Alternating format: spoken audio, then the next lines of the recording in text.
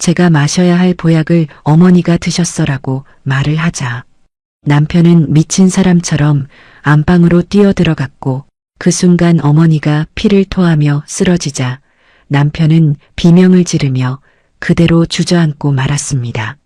구독 버튼을 눌러주세요. 금빛 행운과 함께 감동적인 이야기를 들려드릴게요. 사연 시작합니다. 김철수는 아파트 현관 도어락의 비밀번호를 누르다 말고 잠시 멈칫했습니다. 손끝이 미세하게 떨리고 있었기 때문이죠. 그는 깊게 심호흡을 하며 오른손에 들린 자줏빛 비단 보자기를 내려다보았습니다. 묵직한 약탕기의 무게가 손바닥을 통해 전해져 왔고 그 안에 담긴 검은 액체가 마치 살아있는 뱀처럼 다리를 틀고 있는 것만 같았어요. 괜찮아. 이건 살인이 아니야. 그냥 사고일 뿐이야. 철수는 마음속으로 수없이 되뇌었던 주문을 다시 한번 외우며 억지로 입꼬리를 올렸습니다. 방송국 카메라 앞에서 짓던 그 익숙한 국민 효자의 미소를 장착한 뒤에야 그는 비로소 현관문을 열 수 있었죠. 다녀왔어, 여보. 철수의 목소리는 평소보다 조금 높았으나 다행히 거실에 있던 아내 박미선은 눈치채지 못한 듯 했습니다. 부엌에서 앞치마를 두르고 나오던 미선이 반가운 표정으로 남편을 맞이했거든요. 어머 여보, 오늘 녹화 늦게 끝난다더니 생각보다 일찍 왔네요? 미선의 순박한 얼굴을 보자 철수의 가슴 한구석에서 묘한 죄책감이 고개를 들었습니다.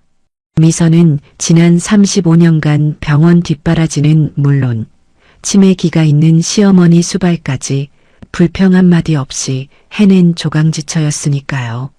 하지만 죄책감은 곧 욕망에 잡아먹히고 말았습니다. 그녀의 명의로 된 강남의 5층짜리 한의원 건물이 떠올랐기 때문이죠. 그 건물만 있으면 내연녀 최 과장과 함께 병원을 확장하고 지긋지긋한 노인네 수발에서도 해방될 수 있었습니다. 철수는 신발을 벗으며 들고 있던 보자기를 식탁 위에 조심스럽게 올려놓았습니다. 여보, 당신 요즘 통 기운 없어 보이길래 내가 신경 좀 썼어. 그게 뭐예요?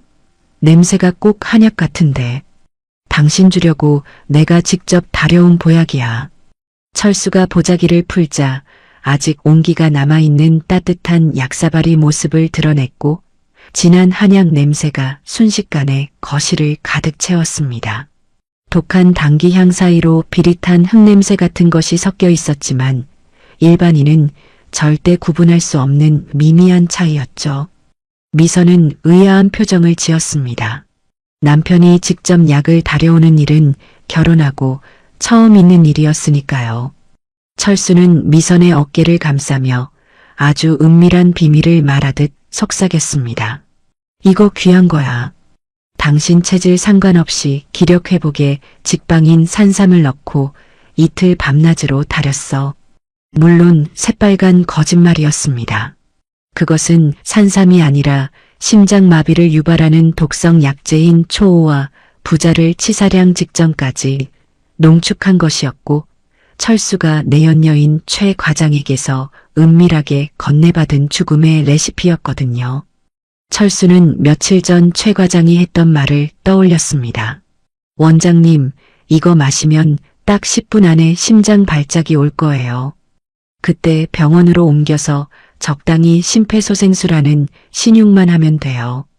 뇌사에 빠지거나 전신마비가 올 텐데 그럼 건물명의 이전은 식은 죽 먹기죠. 그녀는 철수의 양복 안주머니에 작은 유리병 하나를 찔러 넣어 주었습니다. 이건 해독제예요. 혹시라도 원장님이 실수로 드시거나 하면 바로 마시세요. 근데 그럴 일은 없겠죠? 철수는 무의식적으로 안주머니에 있는 유리병을 확인했습니다. 차가운 유리 감촉이 손끝에 닿자 그제야 조금 안심이 되는 것 같았죠. 미선이 약사발을 두 손으로 받쳐들었습니다. 당신 정말 고마워요. 내가 이런 걸 받아도 되나 모르겠네. 철수는 침이 바짝바짝 마르는 것을 느끼며 재촉했습니다. 식기 전에 어서 마셔. 그래야 약효가 좋아. 한 방울도 남기지 말고. 미선은 고개를 끄덕이며 약사발을 입가로 가져갔고 철수는 침을 꼴깍 삼키며 그 모습을 지켜봤습니다. 검은 액체가 그녀의 입술에 닿으려는 찰나였어요. 미선은 약을 마시지 않고 도로 식탁에 내려놓았습니다. 철수의 미간이 순식간에 구겨지며 가슴이 철렁 내려앉았죠. 왜? 맛이 이상해? 냄새가 역겨워? 철수가 다급하게 물었습니다. 미선은 한숨을 쉬며 안방 쪽을 바라봤고 그녀의 눈빛에는 깊은 근심과 안타까움이 서려 있었습니다. 아니, 냄새만 맡아도 기운이 도는 것 같은데 어머님이 걸리네요. 요즘 관절 때문에 밤마다 끙끙 앓으시잖아요. 밥도 통 못 드시고. 철수는 등골이 서늘해지는 것을 느꼈습니다. 아니 여보, 이건 당신 체질에 맞춘 거라니까. 노인네가 먹으면 큰일 나. 철수가 버럭 소리를 질렀고 미선은 깜짝 놀라 눈을 동그랗게 뜨고 남편을 쳐다봤습니다. 평소 방송에서 국민효자, 효심의 아이콘이라고 떠들던 사람이 어머니에게 좋은 약을 주는 것을 이토록 필사적으로 막는 게 이상했기 때문이죠. 철수도 아차 싶었는지 급히 표정을 수습하며 부드러운 톤으로 말을 돌렸습니다. 내 말은 산삼이 열이 워낙 많아서 어머니한테는 오히려 독이 될 수도 있다는 거지. 노인들은 허약해서 잘못 쓰면 큰일 나잖아. 당신 먹으라고 지어온 정성을 봐서라도 얼른 마셔. 미선은 남편의 말이 일리가 있다고 생각했는지 알겠다며 다시 약사발을 들었습니다. 알겠어요. 당신 정성이 갸륵해서라도 내가 마셔야지. 고마워요 여보. 철수는 그제야 안도의 한숨을 내쉬었으나 그 안도감은 채 1분을 가지 못했습니다. 미선이 갑자기 쟁반을 찾더니 약사발을 올려놓고는 안방으로 발걸음을 옮겼기 때문입니다. 철수가 다급하게 소리쳤죠. 어디가? 여기서 마시지 않고 옷 갈아입고 편하게 마시려고요. 땀나면 바로 씻게. 당신도 씻고 나와요. 과일 깎아둘게요. 미선은 방문을 닫고 들어갔습니다. 철수는 거실 한복판에 멍하니 서 있었고 등줄기에서는 식은 땀이 비 오듯 쏟아지고 있었죠. 설마 아니겠지. 미선이 성격에 내 말을 거역할 리가 없어. 분명 들어가서 혼자 마실 거야. 철수는 떨리는 손으로 넥타이를 풀며 욕실로 향했지만 귀는 온통 안방 쪽을 향해 열려 있었습니다.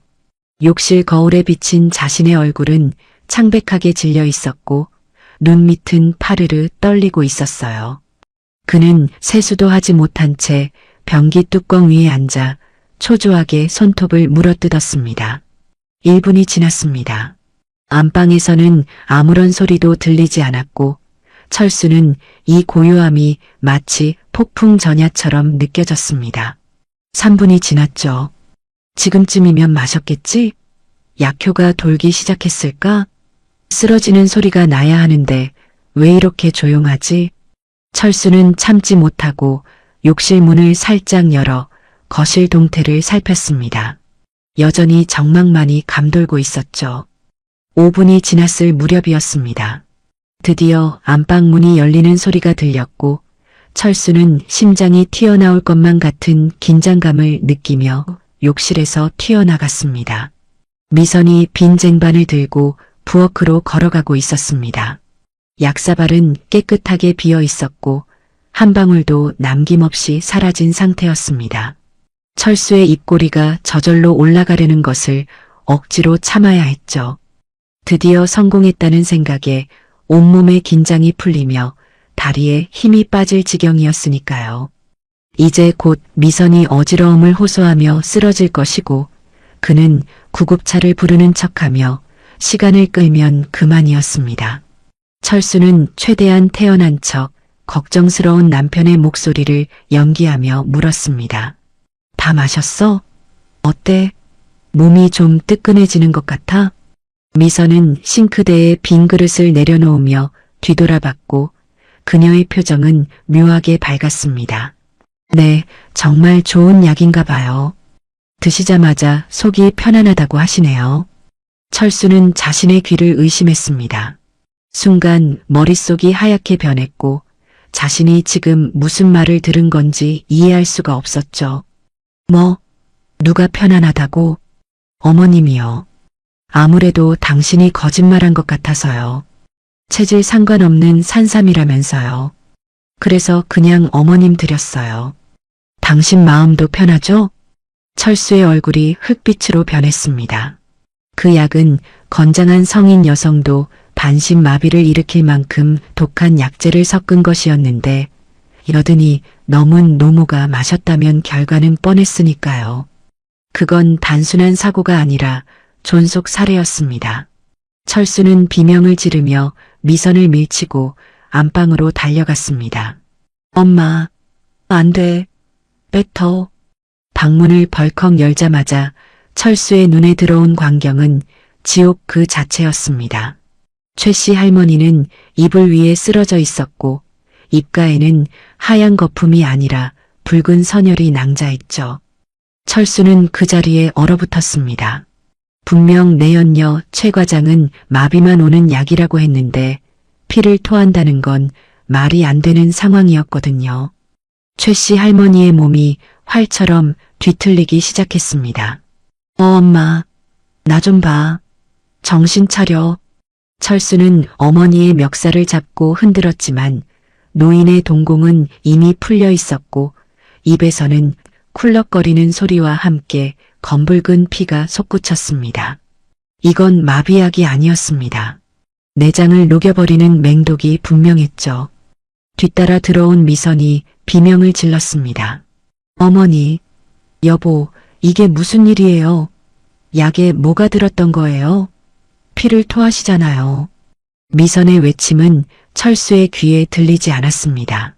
철수는 오직 살아야 한다는 본능, 아니 자신이 존속 살해범이 되지 말아야 한다는 공포에 사로잡혀 떨리는 손을 양복 안주머니로 가져갔습니다.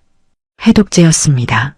최 과장이 만약을 대비해 챙겨준 그 작은 유리병만이 유일한 희망이었죠. 철수는 미친 사람처럼 병뚜껑을 이빨로 물어뜯었습니다. 삼켜.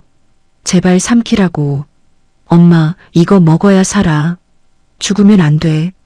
철수가 노인의 입안으로 투명한 액체를 쏟아부었지만 할머니는 이미 삼킬 힘조차 없어 보였습니다. 액체는 피와 섞여 턱을 타고 힘없이 흘러내렸죠. 그때였습니다. 철수는 바닥에 흘러내린 해독제에서 이상한 냄새가 나는 것을 맡았습니다. 그것은 약 냄새가 아니었어요. 너무나 익숙하고 달콤한 시장통에서 흔히 맡을 수 있는 싸구려 단내였습니다. 철수가 손가락으로 바닥에 흐른 액체를 찍어 맛을 보았고 순간 그의 표정이 일그러졌습니다. 설탕물이었습니다. 이것은 해독제가 아니라 시중에서 파는 1,000원짜리 설탕 시럽이었던 겁니다. 철수는 그제야 무언가 크게 잘못되었다는 것을 깨달았습니다. 최 과장은 처음부터 그를 살릴 생각이 없었던 것입니다. 아내를 죽이려던 계획이 어머니를 죽인 폐륜 범죄로 바뀌는 순간 철수는 완벽하게 덫에 걸린 쥐새끼 꼴이 되고 말았습니다. 이 독한 여자가. 철수의 절규가 피비린내 나는 안방을 가득 채웠고 어머니의 숨소리는 점점 희미해져 갔습니다. 김철수는 손에 묻은 끈적한 설탕물을 멍하니 바라보며 바닥에 주저앉아 있었습니다. 귀가 먹먹해질 정도로 큰 미선의 비명소리가 들려왔지만 그의 머릿속은 오직 내연녀 최 과장의 웃는 얼굴로 가득 차 있었죠. 여보, 뭐하고 있어요? 빨리 119 불러요. 미선이 철수의 어깨를 거칠게 흔들며 소리쳤습니다. 철수는 그제야 정신이 번쩍 든 사람처럼 고개를 들었고 피투성이가 된 어머니와 눈이 마주쳤습니다. 초점이 풀린 어머니의 눈동자는 마치 아들에게 너가 나를 죽였다고 말하는 것만 같았죠. 철수는 본능적으로 미선의 핸드폰을 뺏으려 들었습니다. 안 돼. 신고하면 안 돼. 미선은 기가 막힌다는 표정으로 남편을 밀쳐냈습니다. 당신 미쳤어요? 어머니가 피를 토하시는데 신고를 안 하다니요. 비키세요. 철수는 다급하게 변명을 늘어놓기 시작했습니다. 그래, 이건 급체야. 노인네들은 원래 체하면 피도 토하고 그러는 거야. 병원 가서 내가 침 몇 대 놓으면 금방 좋아져. 말도 안 되는 헛소리였습니다. 한의대생도 아닌 일반인이 들어도 비웃을 변명이었지만 공포에 질린 철수의 입에서는 아무 말이나 튀어나오고 있었죠. 구급차가 오면 경찰도 올 것이고 그러면 독살 시도가 들통나는 건 시간 문제였으니까요. 하지만 미선은 이미 핸드폰을 귀에 대고 있었습니다. 네, 여기 강남구 도곡동. 네, 시어머니가 피를 토하고 쓰러지셨어요. 의식이 없어요. 빨리요. 철수는 바닥을 치며 절규했습니다. 이제 모든 게 끝났다는 생각이 들자 다리에 힘이 풀려 일어설 수도 없었습니다. 10분도 채 지나지 않아 요란한 사이렌 소리가 아파트 단지를 울렸습니다. 구급대원들이 들것을 들고 안방으로 뛰어들어왔고 능숙한 솜씨로 어머니의 상태를 살폈죠. 한 대원이 철수에게 물었습니다. 보호자분 되십니까? 환자분이 드신 게 뭡니까? 토사물에서 특이한 냄새가 나는데요. 철수는 식은땀을 줄줄 흘리며 시선을 피했습니다. 그냥 보약입니다. 기력 회복하라고 제가 지어드린. 보약이요? 성분이 뭡니까? 독성 물질이 든 것 같은데요. 구급대원의 예리한 지적에 철수의 심장이 덜컥 내려앉았습니다. 아니요. 그냥 산삼하고 좋은 약재들입니다. 독이라니요. 사람 살리는 한의사가 독을 씁니까? 철수는 꽥 소리를 지르며 과민 반응을 보였습니다. 미선은 그런 남편을 싸늘한 눈빛으로 쳐다보며 구급대원에게 말했죠. 일단 병원부터 가요. 여기서 이러다가 돌아가시겠어요. 구급차에 오르는 내내 철수는 죄인처럼 고개를 숙이고 있었고 미선은 어머니의 손을 꼭 잡고 눈물을 흘렸습니다. 차 안의 좁은 공간은 피비린내와 소독약 냄새 그리고 철수의 공포심으로 가득 차 숨이 막힐 지경이었죠. 어머니의 심전도 모니터가 불규칙하게 B- 소리를 낼 때마다 철수의 몸도 같이 움찔거렸습니다. 최 과장, 최은경 이 여자한테 전화해야 해. 도대체 약을 뭘 쓴 거야? 철수는 주머니 속 핸드폰을 만지작거렸지만 바로 옆에 앉은 미선 때문에 꺼낼 수가 없었습니다. 병나발을 불듯 마셔버린 가짜 해독제의 단맛이 아직도 입안에 남아 맴돌았고 그것이 철수를 더욱 미치게 만들었죠. 응급실에 도착하자마자 의료진들이 달라붙어 어머니를 처치실로 옮겼습니다. 미선이 접수처로 달려가 수속을 밟는 사이 철수는 틈을 타 화장실로 숨어들었습니다. 그는 떨리는 손으로 문을 잠그고 최 과장의 번호를 눌렀습니다. 신호 연결음이 유난히 길게 느껴졌죠. 뚜루루, 뚜루루. 받아. 제발 받으라고. 이 나쁜 년아. 철수는 입술을 깨물며 발을 동동 구르다가 5번째 신호음이 울릴 때쯤 연결되는 소리를 들었습니다. 여보세요? 수화기 너머로 들려오는 최은경의 목소리는 소름 끼치도록 차분하고 평온했습니다. 철수는 억눌린 목소리로 고함을 질렀습니다. 최은경, 너 지금 어디야? 어머, 원장님, 목소리가 왜 그래요? 벌써 끝났어요? 사모님은요? 그녀의 태연한 질문에 철수는 피가 거꾸로 솟는 것 같았습니다. 사모님이 아니라 우리 엄마가 마셨어. 엄마가 마셨다고. 잠시 침묵이 흐르더니 은경이 피식 웃는 소리가 들렸습니다. 저런. 노인네가 식탐이 많으셨나 보네요. 그래서요? 돌아가셨어요? 철수는 거울 속에 비친 자신의 일그러진 얼굴을 보며 소리쳤습니다. 돌아가시긴 뭘 돌아가셔.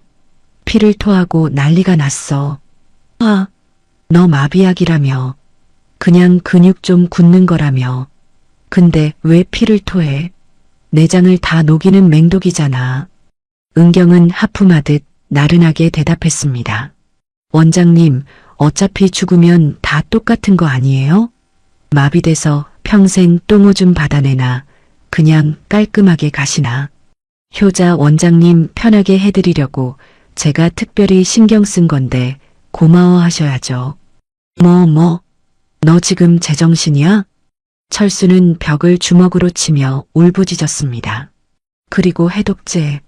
너가 준 해독제. 그거 뭐야? 엄마한테 먹였는데 그냥 설탕물이잖아. 너 나한테 무슨 짓을 한 거야? 그제야 은경의 목소리에서 웃음기가 사라지고 차가운 비수가 날아와 꽂혔습니다. 원장님, 진짜 순진하시네요. 사람 죽이는 약을 쓰는데 해독제가 어디 있어요? 그런 건 영화에나 나오는 거죠.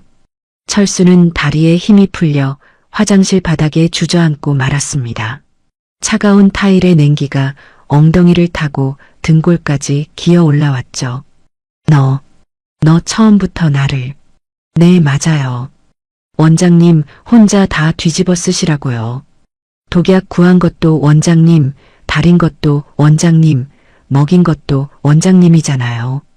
저는 그냥 시키는 대로 한 힘없는 직원일 뿐이고요. 철수는 숨을 헐떡이며 말했습니다. 거짓말하지 마. 우리 문자한 거, 통화 녹음한 거 다 있어. 너도 공범이야. 아, 그거요?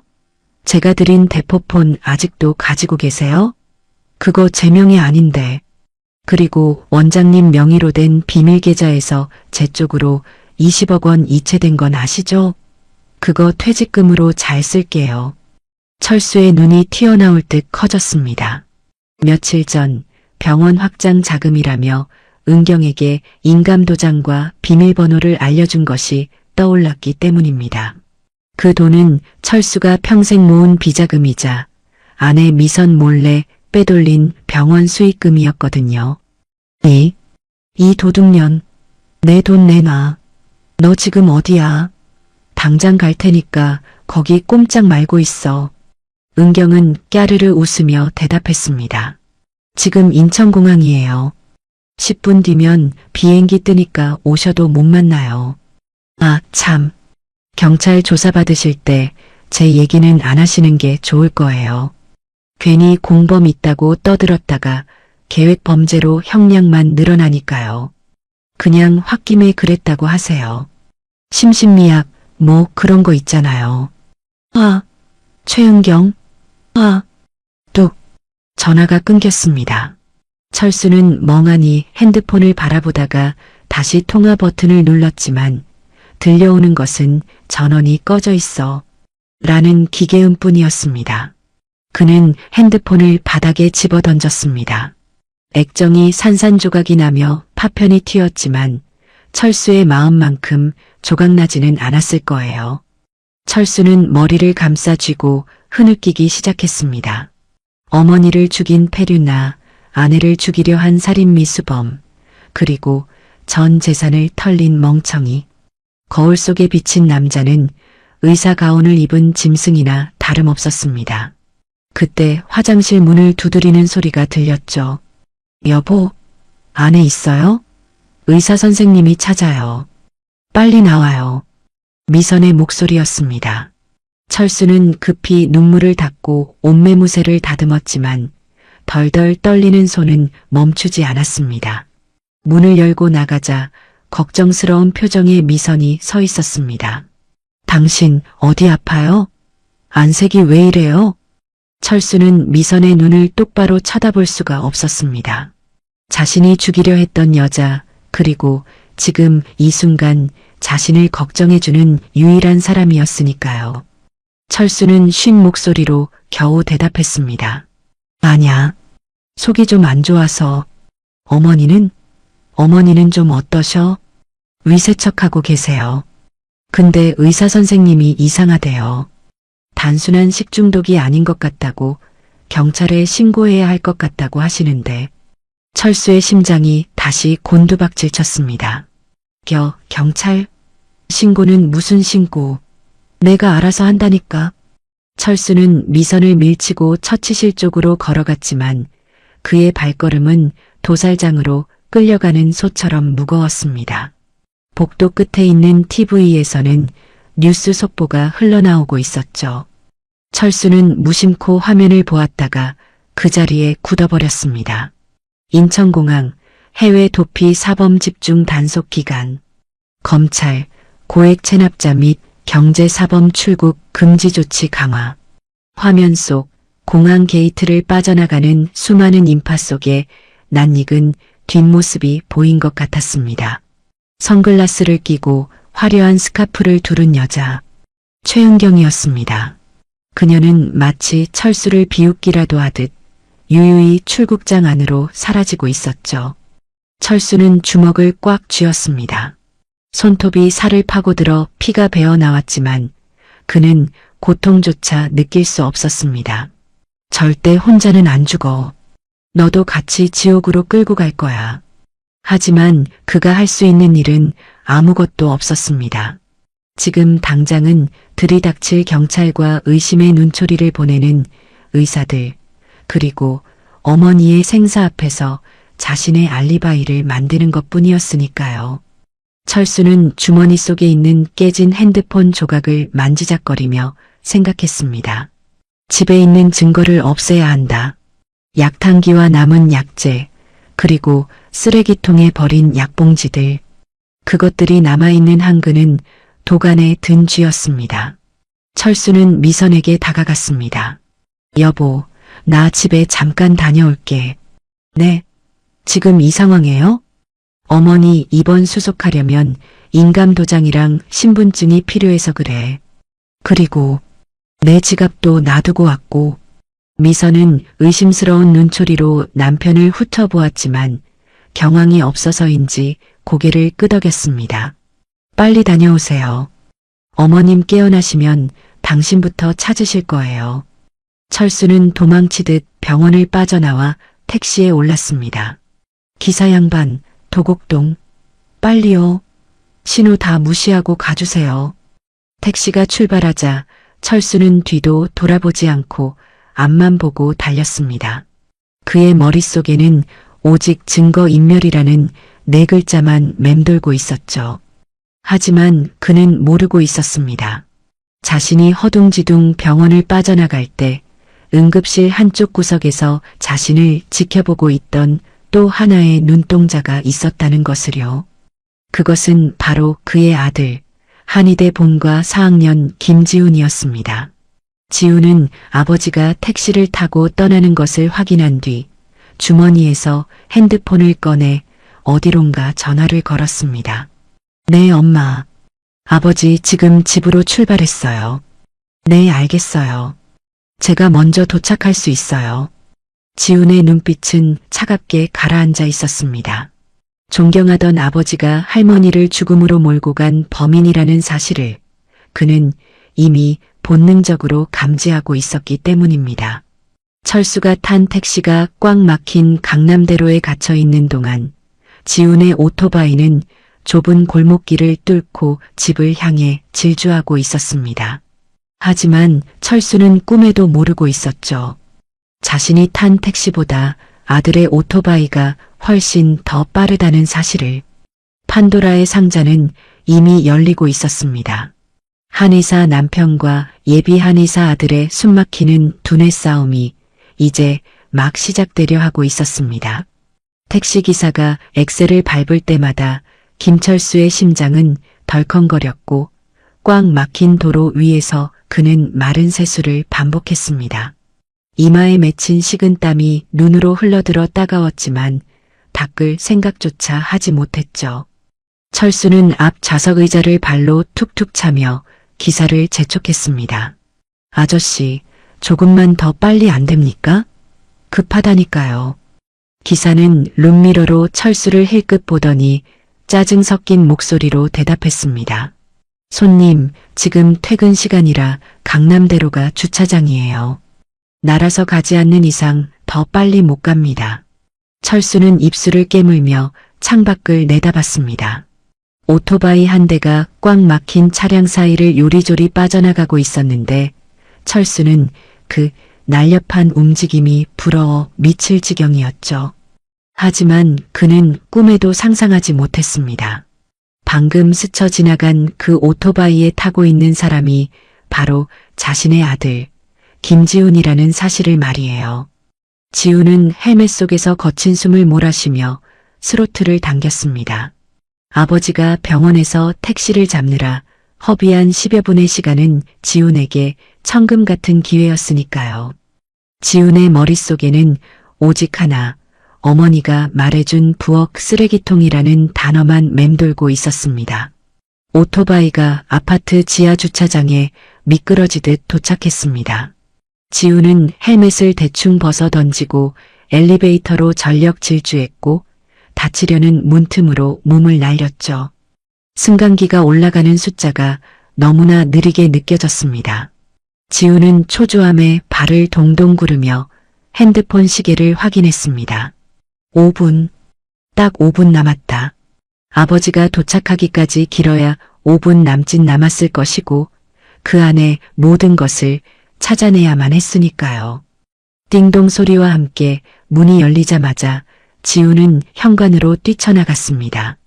도어락 비밀번호를 누르는 손가락이 떨렸지만 다행히 문은 한 번에 열렸습니다. 집 안에는 아직도 역한 한약 냄새와 피비린내가 희미하게 남아 있었죠. 지훈은 신발도 벗지 않은 채 부엌으로 달려갔습니다. 싱크대 구석에 놓인 페달형 쓰레기통이 눈에 들어왔고 그는 망설임 없이 뚜껑을 열었습니다. 각종 음식물 쓰레기와 휴지 뭉치가 뒤섞여 악취를 풍겼습니다. 지훈은 인상을 찌푸릴 새도 없이 맨손으로 쓰레기 더미를 파헤치기 시작했죠. 어머니가 말씀하신 은색 파우치가 나와야 했습니다. 손끝에 축축한 음식물이 닿았지만 지훈은 멈추지 않고 더 깊숙이 손을 집어넣었습니다. 바닥에 깔린 신문지 뭉치가 손에 잡혔습니다. 지훈이 신문지를 끄집어내 펼치자 그 안에 꽁꽁 숨겨져 있던 은색 비닐 파우치 하나가 모습을 드러냈습니다. 아무런 상표도 붙어 있지 않은 오직 내용물만 담긴 수상한 봉지였죠. 지훈은 떨리는 손으로 파우치를 들어 냄새를 맡았습니다. 톡 쏘는 듯한 아린 향기가 코끝을 찔렀고 한이 대생인 그는 단번에 그것이 초호와 부자를 농축한 독극물임을 직감했습니다. 찾았다. 이것만 있으면 아버지가 할머니를 죽이려 했다는 명백한 증거가 되는 것이었습니다. 하지만 감상에 젖어 있을 시간이 없었습니다. 현관 밖에서 엘리베이터 도착음이 들려왔기 때문이죠. 지훈은 다급하게 주변을 둘러보았습니다. 식탁 위에 놓인 쌍화탕 박스가 눈에 들어왔고 그는 빛의 속도로 쌍화탕 한 포를 꺼냈습니다. 은색 파우치는 자신의 바지 주머니 깊숙이 찔러 넣었습니다. 그리고 쌍화탕 봉지를 뜯어 내용물을 싱크대에 대충 쏟아버린 뒤 빈 봉지를 다시 신문지에 싸서 쓰레기통 깊은 곳에 처박았습니다. 도어락 해제음이 들린 것은 지훈이 쓰레기통 뚜껑을 닫고 일어서는 순간이었습니다. 띠리릭. 문이 열리고 헐떡거리는 숨소리와 함께 김철수가 들어왔습니다. 철수는 땀으로 범벅이 된 채였고 눈은 공포와 광기로 번들거리고 있었죠. 그는 거실에 서 있는 아들을 보고 흠칫 놀랐습니다. 너가 여기 왜 있어? 병원에 있지 않고? 철수가 쉰 목소리로 물었습니다. 지훈은 최대한 태어난 척 연기하며 냉장고 문을 열고 물병을 꺼냈습니다. 갈아입을 옷 좀 챙기려고 왔어요. 아버지는요? 인감도장 가지러 오신 거 아니에요? 지훈의 목소리는 차분했지만 주머니 속 주먹은 꽉 쥐어져 있었습니다. 철수는 아들의 태어난 모습에 안도했는지 대충 고개를 끄덕이며 신발을 벗었습니다. 그래, 나도 급히 챙길 게 있어서. 너 먼저 씻어라. 난 안방 좀 들어갔다 올 테니. 철수는 지훈의 눈을 피하며 부엌 쪽으로 슬금슬금 다가왔습니다. 지훈은 물을 마시는 척하며 곁눈질로 아버지를 살폈죠. 철수는 지훈이 등을 돌리자마자 잽싸게 쓰레기통 앞으로 다가가 뚜껑을 열었습니다. 그의 손이 거침없이 쓰레기 더미 속으로 들어갔습니다. 부스럭거리는 소리가 몇 번 들리더니 철수의 손에 신문지 뭉치가 들려 나왔습니다. 철수의 얼굴에 안도감이 스쳐 지나갔습니다. 그는 지훈이 볼세라 신문지 뭉치를 양복 안주머니에 쑤셔넣고는 헛기침을 했습니다. 나 화장실 좀 썼다 가마. 배가 좀 아파서. 철수는 도망치듯 공용 화장실로 들어갔고 문을 잠그는 소리가 찰칵하고 들렸습니다. 지훈은 그제야 참고 있던 숨을 내쉬었죠. 화장실 안에서 물 내리는 소리가 들려왔습니다. 철수는 변기물이 소용돌이치며 내려가는 것을 확인하고 나서야 비로소 다리에 힘이 풀려 주저앉았습니다. 이제 증거는 사라졌습니다. 경찰이 들이닥쳐도 국과수가 와도 그가 독을 탔다는 물증은 어디에도 없을 것이라 확신했으니까요. 철수는 거울을 보며 흐트러진 넥타이를 고쳐매고 다시금 뻔뻔한 의사의 가면을 썼습니다. 완벽해. 아무도 모를 거야. 철수는 화장실 문을 열고 나왔습니다. 거실에는 갈아입을 옷을 챙긴 지훈이 가방을 메고 서 있었습니다.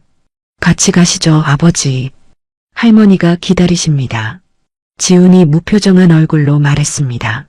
철수는 그런 아들의 어깨를 툭 치며 짐짓 호탕하게 웃었습니다. 그래, 가자. 내가 가서 의사들한테 잘 설명해야지.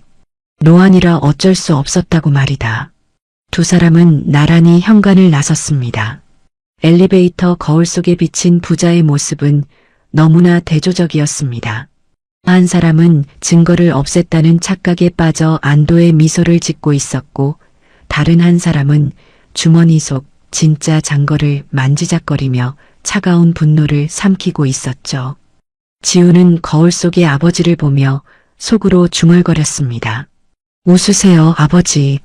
그게 당신의 마지막 웃음이 될 테니까요. 아파트 입구에는 여전히 철수가 타고 온 택시가 대기하고 있었습니다. 철수는 아들에게 손을 흔들며 택시에 올랐습니다. 난 이걸 타고 갈 테니 너는 오토바이로 천천히 오거라. 병원에서 보자. 택시가 멀어지는 것을 보며 지훈은 오토바이에 시동을 걸었습니다. 부르릉거리는 엔진 소리가 마치 지훈의 심장 박동 소리처럼 거칠게 울렸죠. 그는 헬멧을 쓰기 전 주머니에서 은색 파우치를 꺼내 다시 한번 확인했습니다. 차가운 금속성 비닐의 감촉이 손끝을 타고 전해졌습니다. 이 작은 봉지 하나가 아버지의 파멸을 그리고 어머니와 자신의 새로운 시작을 의미했습니다. 지훈은 파우치를 가방 깊숙한 곳 전공 서적 사이에 안전하게 갈무리했습니다. 이제 병원으로 돌아가면 모든 것이 바뀔 것입니다. 아버지는 자신이 구멍난 둑을 막았다고 생각하겠지만 사실 둑은 이미 무너져 내리고 있었으니까요. 지훈은 스로틀을 힘껏 당겼습니다. 오토바이가 화살처럼 튀어나갔고 강남의 화려한 네온사인 불빛이 유성우처럼 뒤로 흘러갔습니다. 그 시각 병원 응급실 앞에서는 박미선이 초조하게 시계를 보고 있었습니다. 남편도 아들도 오지 않는 상황에서 홀로 시어머니를 지키는 것은 피를 말리는 일이었죠. 그때 핸드폰이 울렸습니다. 발신자는 병원 원무과 대리였습니다. 사모님, 큰일 났습니다. 지금 경찰에서 연락이 왔는데요. 수화기 너머로 들려오는 직원의 목소리는 겁에 질려 있었습니다. 최 과장님이 법인 인감이랑 OTP 카드를 들고 나갔답니다. 오늘 오전에 회사 계좌에서 20억 원이 인출됐어요. 미선의 눈앞이 캄캄해졌습니다. 남편이 살인자가 된 것도 모자라 이제는 빈털터리가 되었다는 소식이었으니까요. 하지만 미선은 주저앉지 않았습니다. 오히려 정신이 맑아지는 것을 느꼈죠. 그녀는 눈물을 닦고 또렷한 목소리로 대답했습니다. 대리님, 당장 경찰서에 신고하세요. 횡령만 신고하지 말고 살인 교사 혐의도 같이요. 제가 지금 그쪽으로 갈게요. 전화를 끄는 미선의 눈빛은 더 이상 피해자의 그것이 아니었습니다. 그녀는 사냥꾼의 눈을 하고 있었습니다. 남편이 돌아오면, 그리고 아들이 증거를 가져오면 이 지옥 같은 연극을 끝낼 준비가 되어 있었죠. 미선은 응급실 유리문 너머로 생사를 오가는 시어머니를 바라보며 맹세했습니다. 어머니, 조금만 버티세요. 제가 저 사람들 죗값 다 받게 해드릴게요. 잠시 후 병원 로비 자동문이 열리고 김철수가 헐레벌떡 들어왔습니다. 그는 미선을 보자마자 연기톤으로 소리쳤습니다. 여보, 어머니는 좀 괜찮아지셨어? 그 뻔뻔한 얼굴을 보며 미선은 주먹을 꽉 쥐었습니다. 그리고 마음속으로 차갑게 웃었습니다. 어서 와요, 여보. 당신의 무덤이 여기 준비되어 있어요. 하지만 철수는 꿈에도 모르고 있었습니다. 자신이 탄 택시보다 아들의 오토바이가 싣고 온 진실이 훨씬 더 빠르고 치명적이라는 사실을 말이죠. 판도라의 상자는 이미 열리고 있었습니다. 김철수는 거친 숨을 몰아쉬며 미선의 양어깨를 잡고 흔들었습니다. 그의 눈빛에는 거짓된 걱정과 초조함이 뒤섞여 있었죠. 여보, 정신 차려. 멍하니 있지 말고 말 좀 해봐. 어머니는? 의사들이 뭐래?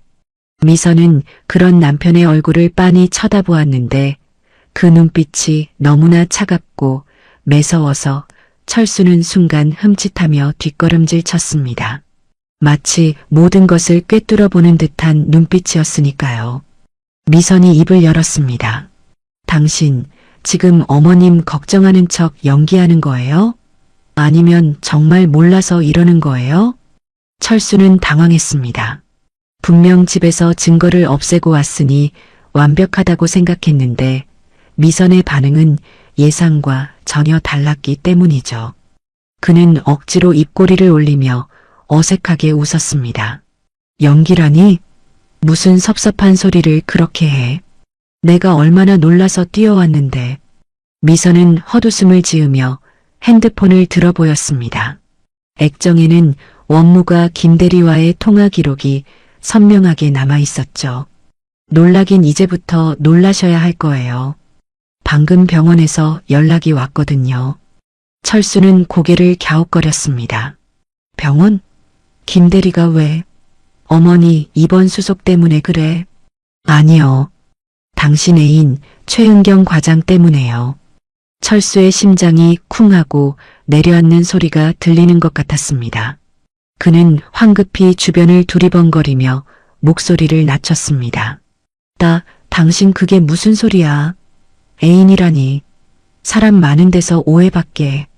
미선은 남편의 비굴한 모습을 보며 치밀어 오르는 분노를 꾹 눌렀습니다. 지금 터뜨리면 안 된다고, 더 확실하게 밟아줘야 한다고 스스로를 다독였죠. 미선은 또박또박한 목소리로 말했습니다.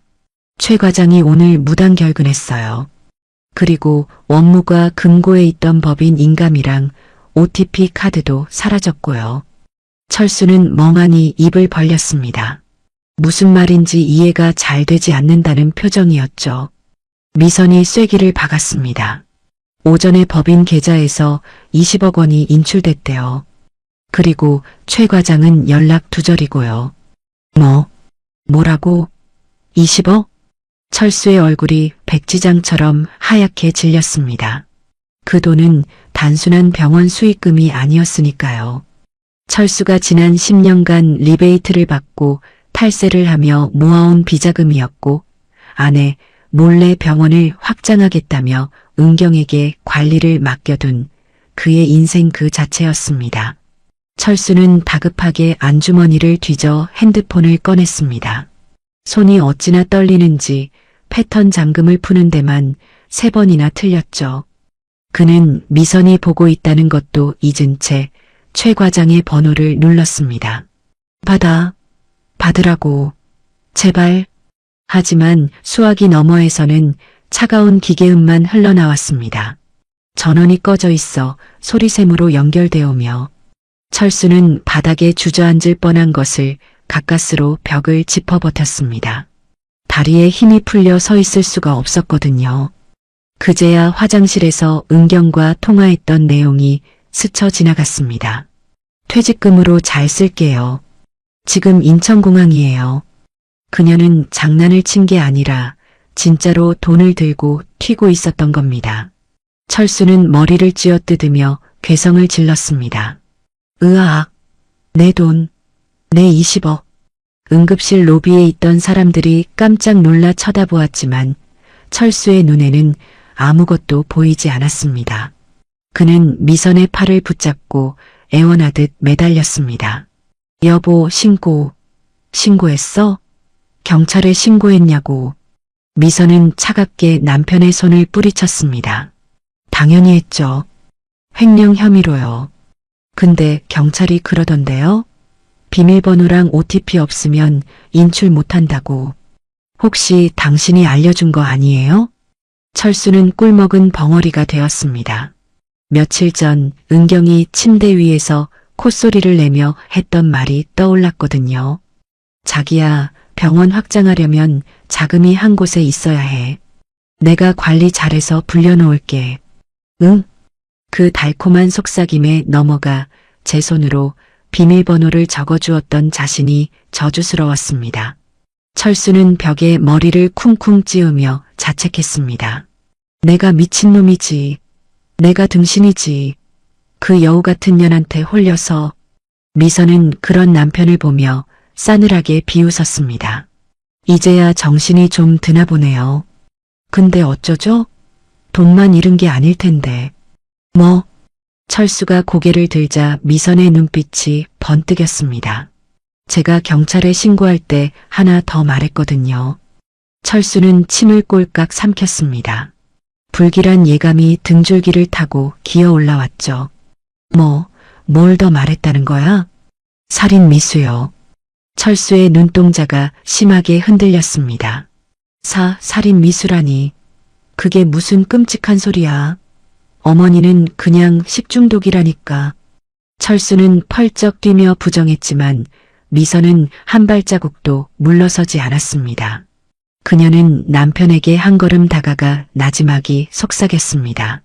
당신이 가져온 그 보약 국과수에 넘길 거예요. 그리고 아까 당신이 화장실에서 통화하는 거 밖에서 누가 들었다면 어떨 것 같아요?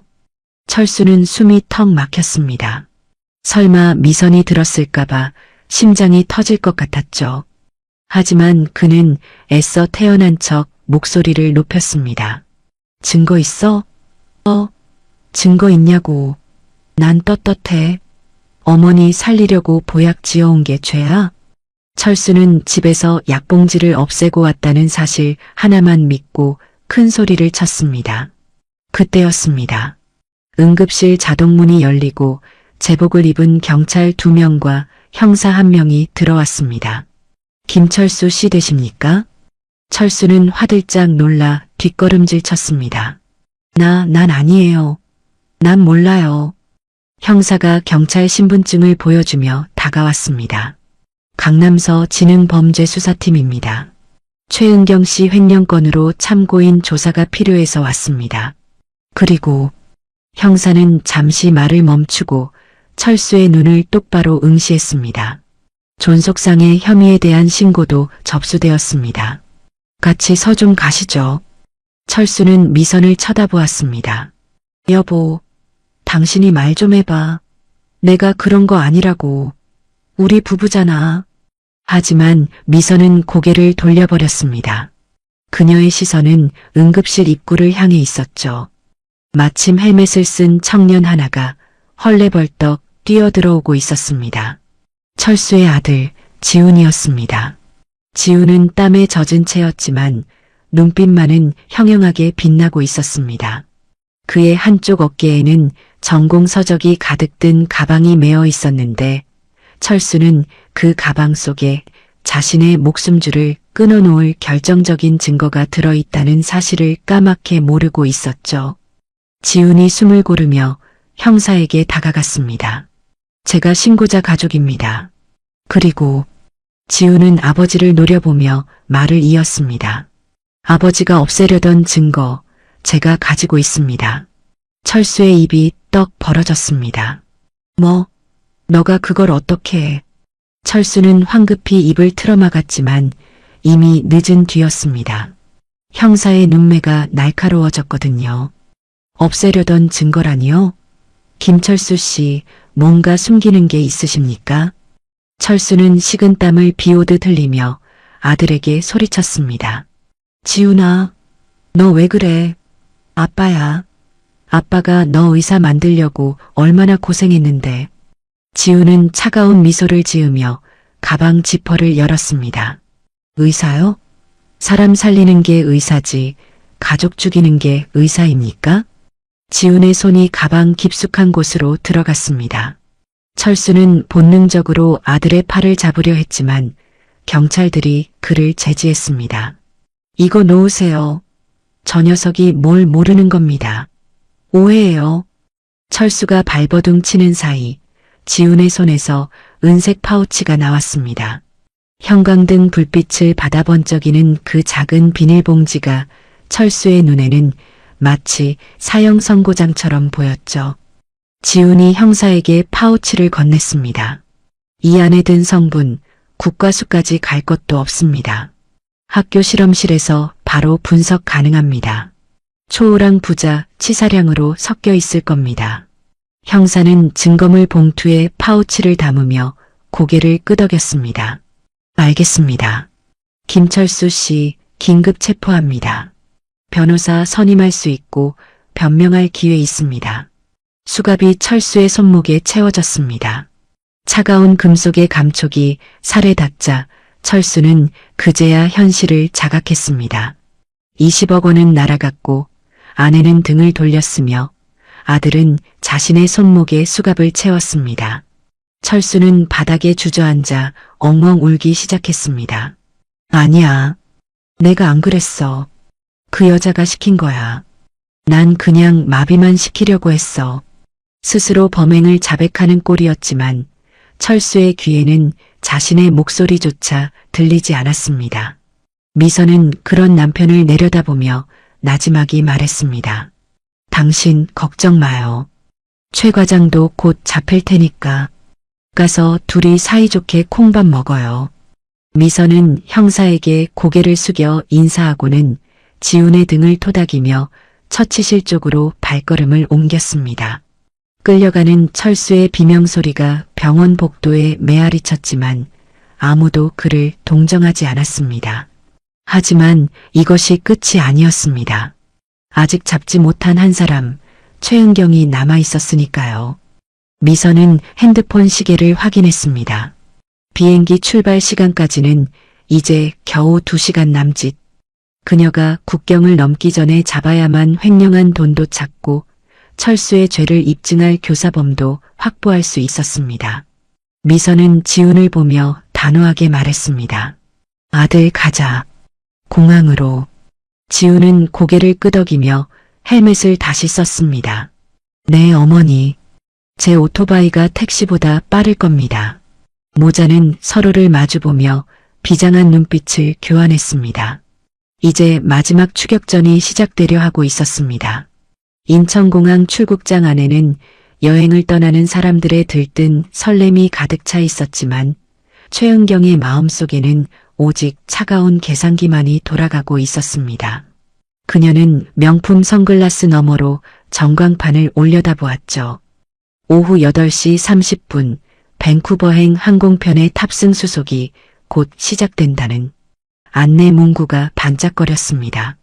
은경은 입가에 번지는 미소를 숨기기 위해 손에 든 여권을 만지작거렸습니다. 멍청한 김철수. 지금쯤이면 유치장에서 질질 짜고 있겠네. 그녀는 속으로 비웃음을 흘렸습니다. 남편 하나 제대로 간수 못해서 재산을 뺏기는 박미선이나 여자한테 홀려 제 어미에게 독약을 먹인 김철수나 그녀의 눈에는 그저 한심한 먹잇감일 뿐이었으니까요. 은경은 화장실 칸 안에 들어가 핸드폰을 켰습니다. 해외 계좌로 이체해둔 20억 원의 잔고를 다시 한번 확인하고 싶었거든요. 뱅킹 앱을 실행하고 비밀번호를 누르는 손가락이 경쾌하게 움직였습니다. 화면에 찍힌 숫자는 아름다웠습니다. 평생 남의 병원 원무과에서 굽신거려도 만져볼 수 없는 큰 돈이 안전하게 그녀의 것이 되어 있었습니다. 수고했어, 은경아. 이제 캐나다 가서 우아하게 살자. 그녀는 거울을 보며 스스로에게 속삭였고 립스틱을 고쳐 바른 뒤 화장실을 나섰습니다. 이제 보안 검색대만 통과하면 그녀는 대한민국 법이 닿지 않는 곳으로 사라질 수 있었습니다. 김철수가 불든 말든 그녀는 이미 서류상으로 깨끗하게 퇴사 처리가 되어 있었고 횡령 사실이 밝혀지더라도 인터폴 적색 수배가 내려지기 전까지는 꽤 오랜 시간이 걸릴 테니까요. 그때까지 돈 세탁을 마치고 잠적하면 그만이었습니다. 은경은 또각거리는 구두 소리를 내며 출국 심사대로 향했습니다. 줄이 꽤 길었지만 1등석 티켓을 끄는 그녀는 패스트 트랙을 이용해 빠르게 앞으로 나아갔습니다.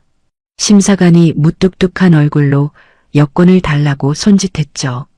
은경은 가장 우아한 표정을 지으며 여권과 탑승권을 건넸습니다. 여행 목적이 어떻게 되십니까? 친척 방문이요. 좀 길게 다녀올 것 같네요. 심사관은 고개를 끄덕이며 여권을 기계에 스캔했습니다. 삑! 평소와 다른 날카로운 경고음이 울렸습니다. 은경의 심장이 덜컥 내려앉았지만 그녀는 애써 태어난 척 눈썹을 치켜 올렸습니다. 뭐가 잘못됐나요? 심사관의 표정이 굳어지더니 모니터를 뚫어지게 쳐다보기 시작했습니다. 그는 은경을 한번 힐끔 보고는 어딘가로 전화를 걸었죠. 네, 여기 3번 심사대입니다. 코드 레드 떴습니다. 신원 확인 부탁드립니다. 은경은 등줄기에서 식은땀이 흐르는 것을 느꼈습니다. 설마? 아니야. 벌써 출국 금지가 나왔을 리가 없어. 김철수가 잡힌 지 1시간도 안 됐는데 행정 처리가 이렇게 빠를 리가 없잖아. 그녀는 초조함에 손톱으로 가방끈을 꾹 눌렀습니다. 저기요, 저 비행기 시간 다 됐거든요. 빨리 좀 해주세요. 그녀가 재촉했지만 심사관은 대답 대신 자리에서 일어났습니다. 그리고 그녀의 뒤쪽을 향해 눈짓을 보냈죠. 잠시만 대기해 주십시오. 별관으로 이동하셔서 재조사를 받으셔야 할 것 같습니다. 뭐라고요? 재조사라니요. 내가 무슨 범죄자라도 돼요? 은경이 목소리를 높이며 항의하는 순간이었습니다. 그녀의 양옆으로 건장한 공안 경찰 2명이 다가와 팔을 잡았습니다. 최은경 씨 되십니까? 이거 나요. 당신들 뭐야? 사람 잘못 봤어. 은경은 발악하며 몸부림쳤지만 경찰들의 악력은 대단했습니다. 그들은 은경을 제압하며 무전기에 대고 말했죠. 용의자 확보했습니다. 지금 인계하겠습니다. 은경의 머릿속이 하얗게 변했습니다. 도대체 어디서부터 잘못된 건지 계산이 서지 않았으니까요. 그때 저 멀리서 낯익은 얼굴들이 헐레벌떡 뛰어오는 것이 보였습니다. 가쁜 숨을 몰아쉬며 달려오는 청년과 그 뒤를 따르는 중년의 여인, 김지훈과 박미선이었습니다. 은경의 눈이 튀어나올 듯 커졌습니다. 미선은 흐트러진 머리카락을 쓸어넘기며 은경의 앞으로 성큼성큼 걸어왔습니다. 그녀의 눈빛은 지금껏 은경이 한 번도 본 적 없는 서슬퍼런 살기로 가득 차 있었습니다. 거기서 이 도둑년아. 미선의 입에서 나온 첫마디는 짧고 강렬했습니다. 은경은 경찰에게 잡힌 채로도 기죽지 않고 쏘아붙였습니다. 어머, 사모님? 여기까지 웬일이세요? 배웅 나오셨어요? 근데 어쩌죠? 저 지금 비행기 타야 해서 바쁜데. 그녀는 끝까지 뻔뻔함을 잃지 않으려 발악했습니다. 여기서 무너지면 끝장이라는 것을 본능적으로 알았기 때문이죠. 미선은 대답 대신 은경의 뺨을 잇는 힘껏 올려붙였습니다. 짝! 경쾌한 파열음이 출국장을 가득 메웠고 주변에 있던 여행객들이 모두 멈춰서서 그들을 쳐다보았습니다. 은경의 고개가 획 돌아갔고 그녀의 선글라스가 바닥으로 떨어져 박살이 났습니다. 이게 미쳤나? 어디다 손을 대? 은경이 소리를 질렀지만 미선은 아랑곳하지 않고 그녀의 멱살을 잡았습니다. 내 남편 홀린 것도 모자라서 내 시어머니한테 독을 먹여? 그리고 내 돈 20억을 들고 튀어? 너가 그러고도 사람이야? 은경은 헛웃음을 지으며 미선의 손을 뿌리치려 했습니다. 증거 있어요? 독을 먹인 건 당신 남편이지 내가 아니야. 난 그냥 시키는 대로 했을 뿐이라고. 그리고 그 돈 원장님이 나한테 퇴직금으로 준 거야. 법적으로 문제 없다고. 그때 옆에 서 있던 지훈이 차가운 목소리로 끼어들었습니다. 퇴직금이라기엔 액수가 너무 큰데요, 최 과장님. 그리고 법인 인감이랑 OTP 카드를 훔쳐서 이체한 기록, 은행 CCTV에 다 찍혔습니다. 지훈은 핸드폰을 꺼내 영상을 재생해 은경의 눈앞에 들이밀었습니다. 화면 속에는 은경이 은행 창구에서 초조하게 주위를 살피며 거액을 이체하는 모습이 고스란히 담겨 있었죠. 은경의 얼굴이 흑빛으로 변했습니다. 이건... 그리고 살인 교사 혐의. 아버지가 자백하셨습니다. 당신이 독약을 구해줬고 해독제라고 속여서 설탕물을 줬다는 것까지 전부 다요. 지훈의 말에 은경은 입술을 파르르 떨었습니다. 그 멍청한 김철수가 벌써 입을 열었을 줄은 몰랐던 것입니다. 경찰이 은경의 손목에 수갑을 채우며 미란다 원칙을 고지하기 시작했습니다. 최은경 씨, 당신을 특정경제범죄 가중처벌 등에 관한 법률 위반 및 살인 교사 혐의로 긴급 체포합니다. 차가운 금속 수갑이 손목을 조여오자 은경은 그제야 현실을 자각하고 비명을 질렀습니다. 안 돼. 이거 풀어. 내가 누군 줄 알고. 난 잘못 없어. 다 김철수가 시킨 거야. 그 늙은이가 미쳐서지 내가 아니라고. 그녀는 바닥에 주저앉아 발버둥 쳤지만 소용없는 짓이었습니다. 경찰들은 능숙하게 그녀를 일으켜 세웠고 은경이 애지중지하던 명품 가방을 압수했습니다. 형사가 가방을 열자 그 안에서 수십 개의 대포 통장과 달러 뭉치가 쏟아져 나왔죠. 그것을 본 미선이 싸늘하게 웃었습니다.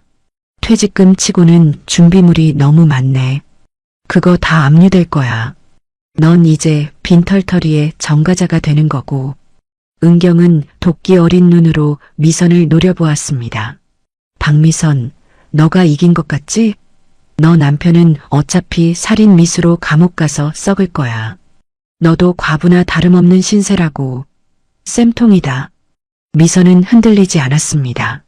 오히려 그녀의 표정은 폭풍이 지나간 뒤의 바다처럼 고요했죠. 상관없어. 내 남편 죗값 치르게 하는 거, 그게 내가 할 일이야. 그리고 넌 너의 죗값이나 걱정해. 감옥에서 평생 썩게 해줄 테니까. 경찰들이 은경을 끌고 가기 시작했습니다. 그녀는 끌려가면서도 온갖 저주와 욕설을 퍼부었지만 공항의 소음 속에 묻혀 사라졌습니다. 은경의 뒷모습이 완전히 사라질 때까지 지켜보던 미선은 그제야 긴장이 풀렸는지 휘청거렸습니다. 지훈이 얼른 어머니를 부축했습니다. 엄마, 괜찮으세요? 미선은 아들의 팔을 잡고 깊은 숨을 내쉬었습니다. 그래, 이제 다 끝났다. 정말 다 끝났어. 하지만 그녀의 눈가는 젖어 있었습니다. 20억 원을 찾았다는 안도감보다는 30년 넘게 믿어온 가정이라는 울타리가 처참하게 부서졌다는 상실감이 더 컸기 때문이겠죠. 지우는 그런 어머니의 마음을 아는지 말없이 어깨를 감싸 안았습니다. 집으로 가요, 엄마. 할머니 병원에도 다시 가봐야죠. 미선은 고개를 끄덕였습니다. 그래, 가자. 할머니 깨어나시면 너희 아버지가 한 짓 어떻게 말씀드려야 할지 모르겠구나. 두 사람은 무거운 발걸음을 옮겨 공항을 빠져나왔습니다. 밖에는 어느새 어둠이 내려앉아 있었고 차가운 밤 공기가 미선의 뜨거운 뺨을 식혀주었습니다. 택시 승강장으로 가는 길 미선은 문득 하늘을 올려다보았습니다. 비행기 한 대가 반짝이는 불빛을 내며 밤하늘로 솟아오르고 있었죠. 저 비행기에 최은경이 타고 떠났다면 미선의 인생은 억울함과 분노로 점철된 지옥이 되었을 것입니다. 하지만 그녀는 자신의 손으로 그리고 아들의 도움으로 그 비행기를 멈춰 세웠습니다. 그것은 단순한 복수가 아니었습니다. 무너진 자존감을 회복하고 남은 인생을 지키기 위한 처절한 사투였던 것입니다. 지훈아, 내 엄마, 내 아빠는 용서할 수 없을 것 같다. 하지만 너한테는 미안하구나. 살인자 아들을 만들어서. 지훈은 씁쓸하게 웃으며 대답했습니다. 그런 말씀 마세요. 전 어머니 아들이잖아요. 그거면 돼요. 그리고 아버지는 의사 자격 없어요. 제가 진짜 의사가 돼서 갚으면 됩니다. 미선은 아들의 듬직한 말에 처음으로 희미한 미소를 지을 수 있었습니다. 비록 남편은 잃었지만 그녀에게는 아직 지켜야 할 가족이 그리고 희망이 남아 있었으니까요. 그 시각 강남경찰서 조사실.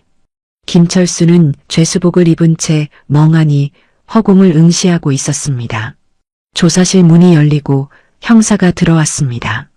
김철수 씨, 공범 최은경 씨가 검거되었습니다.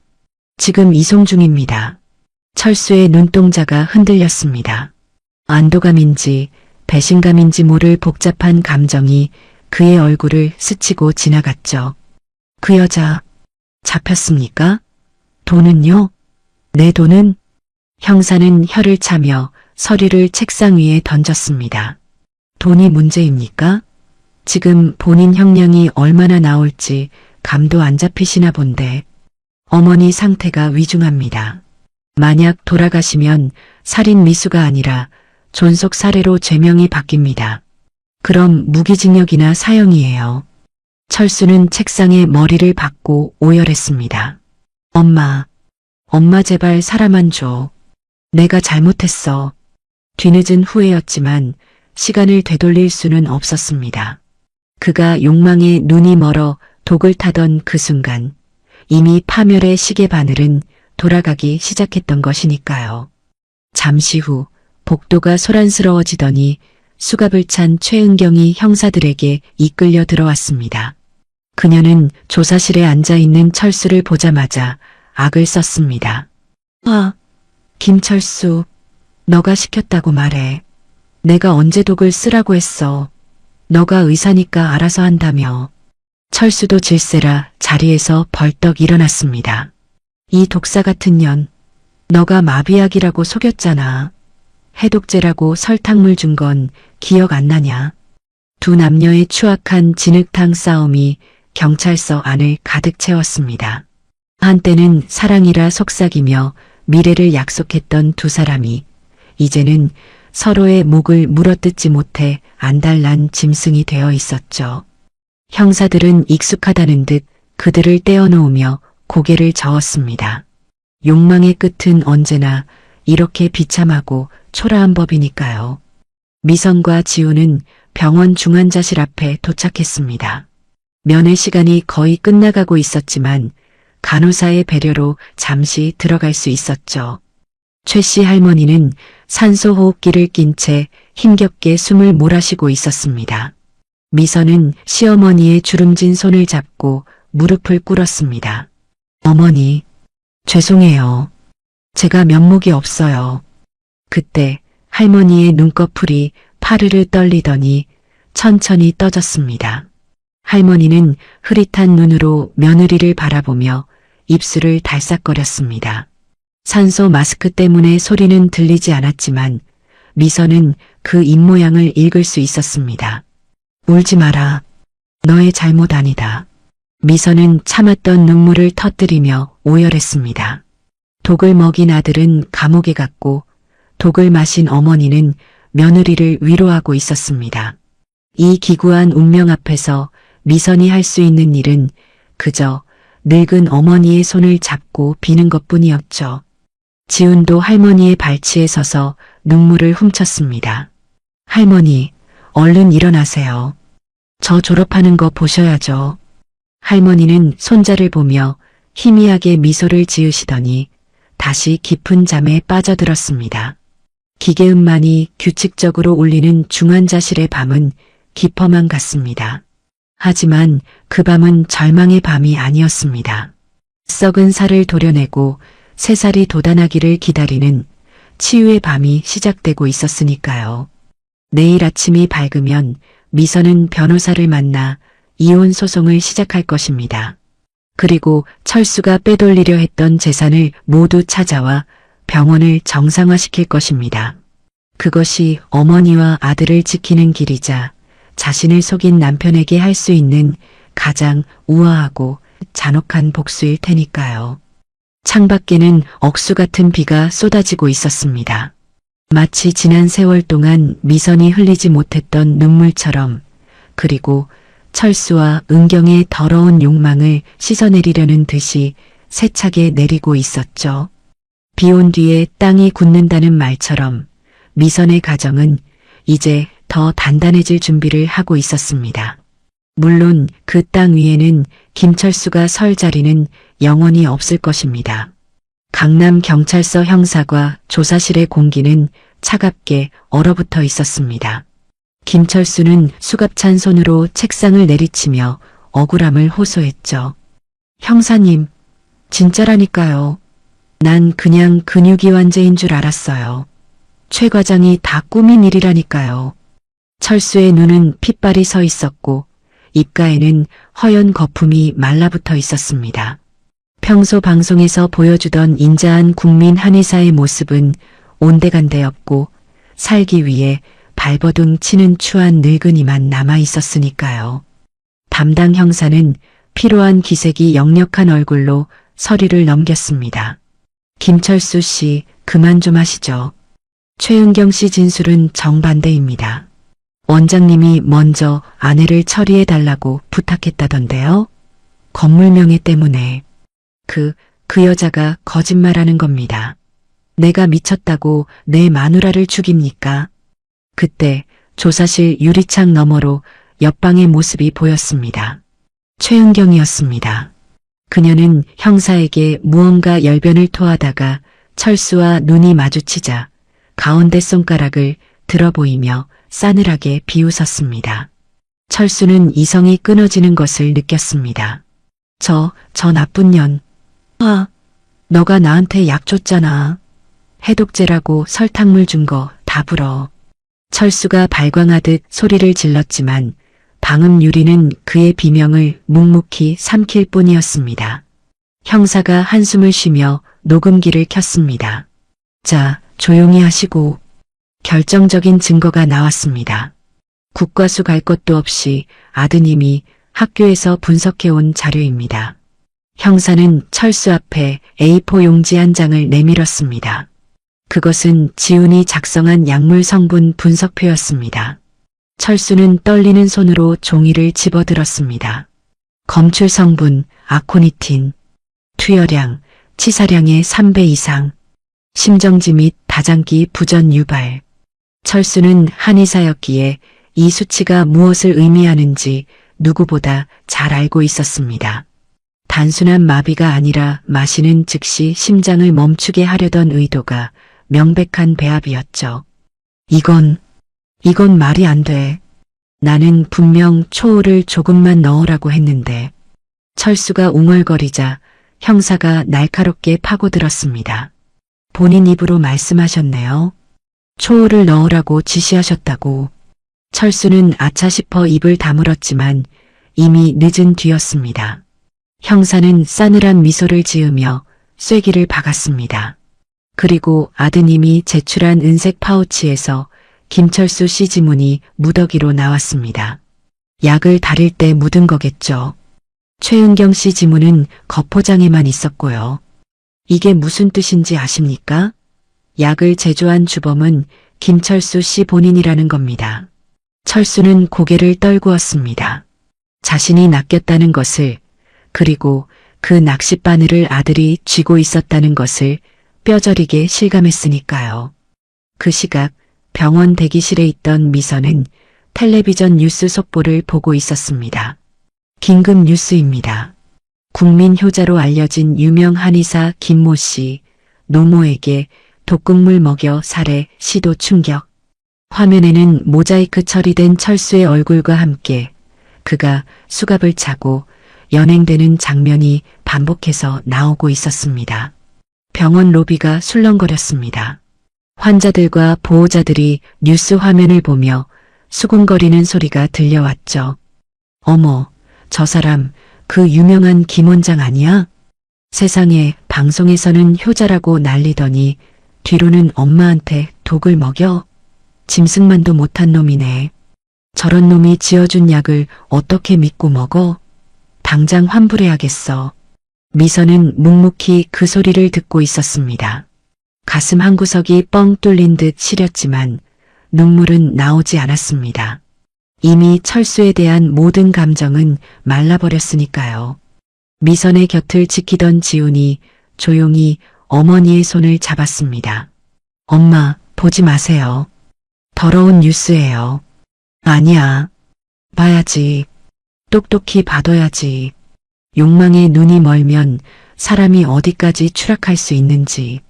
미선은 핸드폰을 꺼내 어디론가 전화를 걸었습니다. 철수의 변호사였습니다. 여보세요? 네, 박미선입니다. 뉴스 보셨죠? 네. 변호 안 하셔도 됩니다. 아니요, 저희는 합의 없습니다. 남편한테 전해주세요. 이혼 소송이랑 위자료 청구 소송 들어간다고요. 재산 분할? 꿈도 꾸지 말라고 하세요. 미선은 단호하게 전화를 끊었습니다. 지금 철수를 가장 고통스럽게 하는 방법은 그가 그토록 지키고 싶어 했던 돈을 한 푼도 남김없이 빼앗는 것이었습니다. 다음 날 아침 경찰서 유치장. 철수는 뜬 눈으로 밤을 지새웠습니다. 옆방의 최은경은 밤새 소리를 지르다가 지쳐 잠이 들었는지 조용했죠. 철창 너머로 아침 햇살이 비스듬히 들어왔지만 철수에게는 그 빛조차 사치스럽게 느껴졌습니다. 그때 면회실로 나오라는 교도관의 목소리가 들렸습니다. 철수는 혹시 미선이 와주지 않았을까 하는 신락 같은 희망을 품고 면회실로 향했습니다. 하지만 투명 아크릴판 너머에 앉아있는 사람은 미선이 아니었습니다. 아들 지훈이었습니다. 지훈은 차가운 표정으로 아버지를 바라보고 있었죠. 철수는 털썩 자리에 앉으며 수화기를 들었습니다. 지훈아. 엄마는 왜 안 왔어? 지훈도 수화기를 들고 담담하게 대답했습니다. 어머니는 바쁘세요. 아버지 재산 가압류 신청하시느라 법원에 가셨거든요. 철수의 눈동자가 흔들렸습니다. 가압류? 야, 이 녀석아. 너가 말렸어야지. 그게 다 누구 돈인데. 나중에 다 너 물려줄 건데. 저 안 받아요. 피 묻은 돈 더러워서 싫습니다. 지훈의 단호한 대답에 철수는 할 말을 잃었습니다. 지훈은 가방에서 서류 봉투 하나를 꺼내 유리창에 대고 보여주었습니다. 이혼 소장과 친권 포기 각서였습니다. 도장 찍으세요.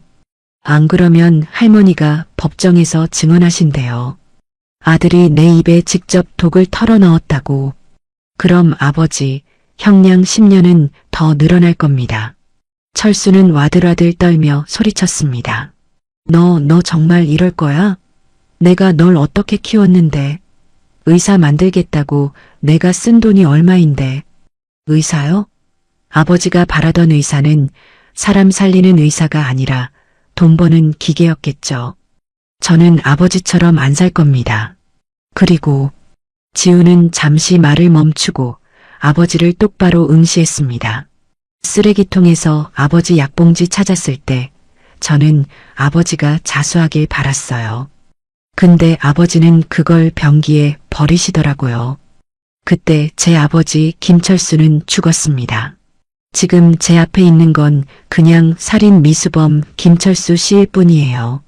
지우는 자리에서 일어났습니다. 철수는 유리에 매달려 울부짖었습니다. 지훈아, 가지마. 아빠 좀 꺼내줘. 내가 잘못했어. 다시는 안 그럴게.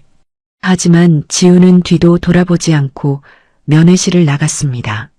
철수의 절규만이 텅 빈 방안을 공허하게 울렸습니다. 그 시각 병원 1인실. 최 씨 할머니가 힘겹게 눈을 떴습니다. 산소 호흡기는 떼어졌지만 독기운 때문에 얼굴은 반쪽이 되어 있었죠. 미선이 젖은 수건으로 시어머니의 얼굴을 닦아드리고 있었습니다. 어머니, 정신이 좀 드세요? 할머니는 며느리의 손을 꼭 잡으며 쉰 목소리로 물었습니다. 그놈은, 철수 그놈은. 미선은 잠시 망설이다가 솔직하게 말했습니다. 감옥에 갔어요, 어머니. 죗값 받으러요. 할머니의 눈에서 굵은 눈물방울이 주르륵 흘러내렸습니다. 자식을 감옥에 보낸 어미의 심정이 오죽할까요? 하지만 할머니는 며느리의 손등을 쓰다듬으며 말했습니다. 잘했다. 잘했어. 너가 살렸다. 우리 며느리가 나도 살리고 그놈 더 큰 죄 짓는 것도 막았어. 미선은 시어머니를 끌어안고 참았던 눈물을 터뜨렸습니다. 죄송해요, 어머니. 제가 더 잘 살폈어야 했는데. 아니다. 너 덕분에 내가 산다. 고맙다, 미선아. 고마워. 병실 창밖으로는 따사로운 햇살이 쏟아지고 있었습니다. 길고 길었던 악몽의 밤이 지나고 비로소 새로운 아침이 밝아오고 있었으니까요. 며칠 뒤 한의원 앞에는 폐업 안내문이 붙었습니다. 지나가는 사람들은 손가락질을 하며 욕을 했지만 미선은 묵묵히 간판이 내려지는 것을 지켜보았습니다. 그것은 단순한 폐업이 아니었습니다. 남편이 쌓아 올린 탐욕의 성을 허물고 그 자리에 정직과 신뢰라는 새로운 씨앗을 심기 위한 정리 작업이었죠. 지훈이 미선의 옆에 섰습니다. 엄마, 제가 졸업하면 다시 열게요. 김철수 한의원이 아니라 박미선과 김지훈의 한의원으로요. 돈보다는 사람을 먼저 보는 그런 진짜 병원 만들게요. 미선은 아들의 어깨에 기대어 고개를 끄덕였습니다. 그래, 우리 다시 시작하자.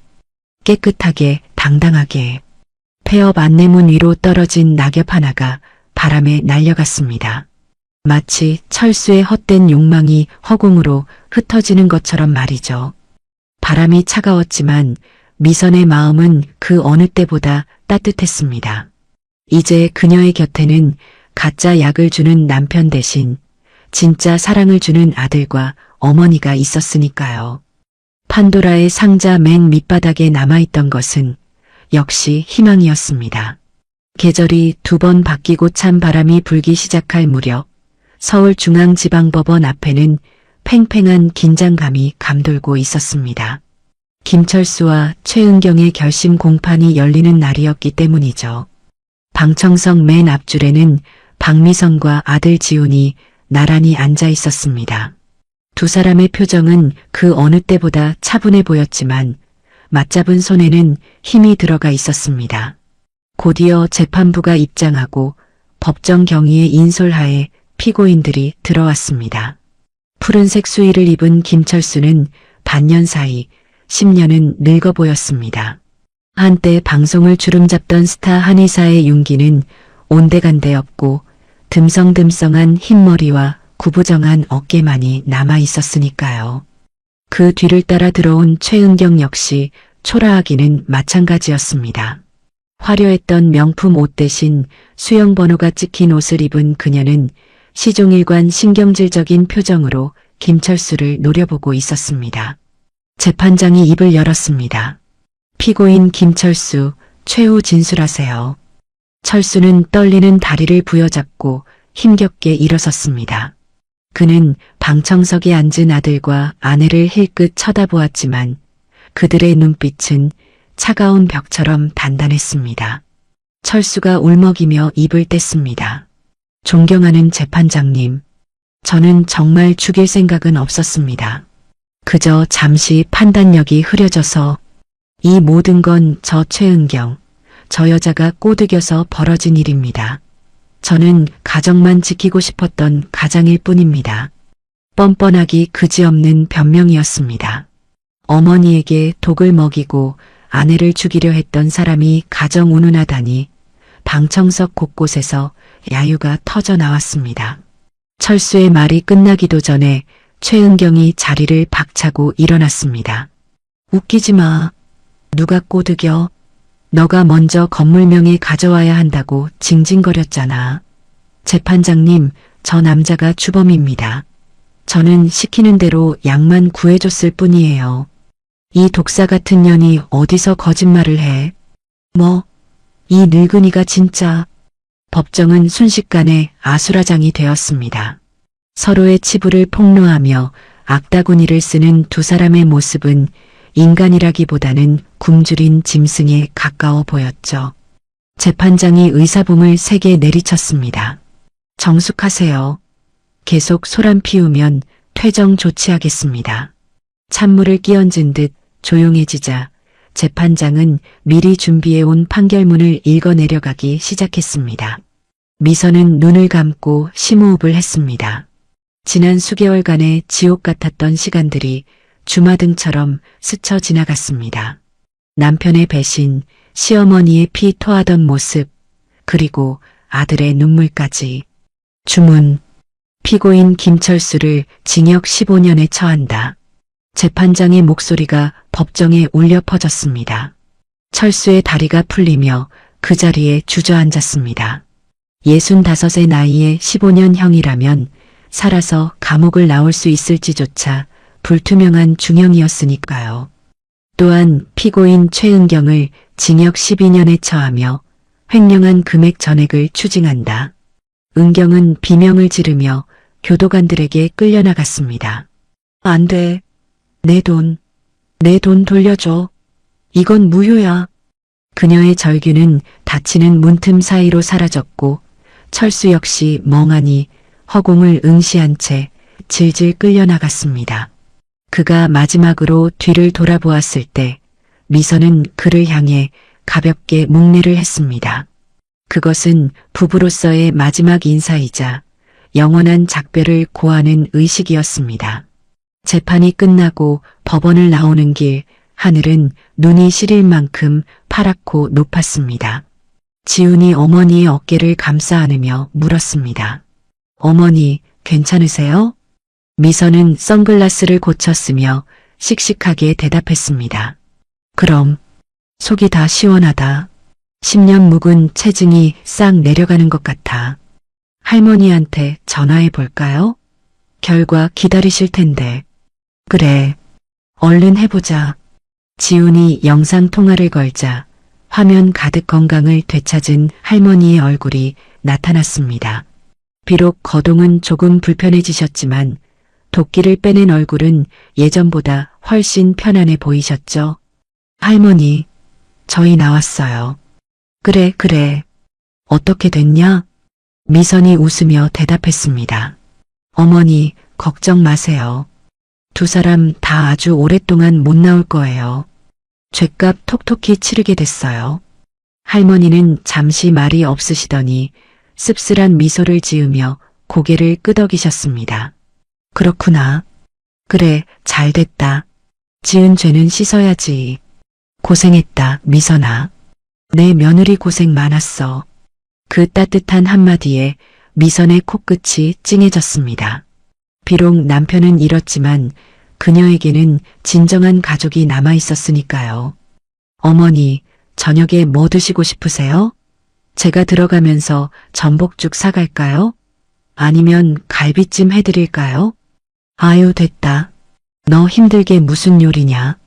들어올 때 붕어빵이나 한 봉지 사와라. 우리 손주랑 같이 먹게. 소박한 대화 속에 행복이 묻어났습니다. 지우는 전화를 끊고 주머니에서 차 키를 꺼냈습니다. 엄마 타세요. 제가 모셔다 드릴게요. 그리고 보여드릴 곳도 있고요. 어디? 또 무슨 서프라이즈라도 있어? 지우는 비밀이라는 듯 빙긋 웃기만 했습니다. 차는 강남의 빌딩 숲을 지나 한적한 교회로 달렸습니다. 도착한 곳은 작지만 아담한 2층짜리 상가 건물 앞이었죠. 아직 간판도 달리지 않았지만 통유리 너머로 보이는 내부는 따뜻한 조명으로 채워져 있었습니다. 미선은 어리둥절한 표정으로 차에서 내렸습니다. 여기가 어디니? 새로 이사갈 집이야? 지훈이 건물 문을 열며 말했습니다. 들어와 보세요, 엄마. 안으로 들어서자 은은한 한약 냄새가 풍겨왔습니다. 하지만 그것은 예전 남편이 풍기던 역하고 독한 냄새가 아니라 마음을 편안하게 해주는 구수한 냄새였습니다. 벽면에는 마음 한의원이라는 작은 현판이 걸려 있었죠. 엄마, 저 여기서 다시 시작해 보려고요. 크고 화려한 병원은 아니지만 동네 분들 아픈 곳 어루만져 드리는 그런 한의원이요. 미선은 입을 다물지 못했습니다.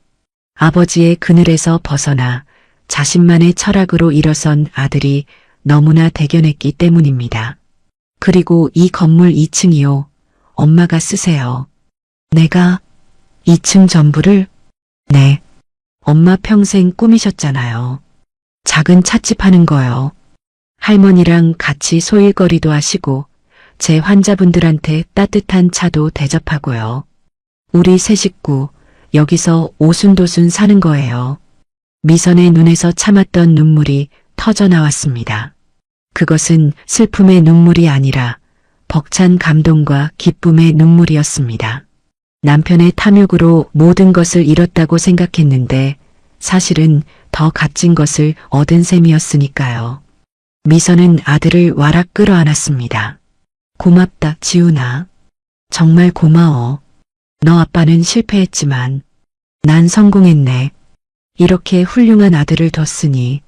지훈도 어머니의 등을 토닥이며 눈시울을 붉혔습니다. 제가 더 잘할게요.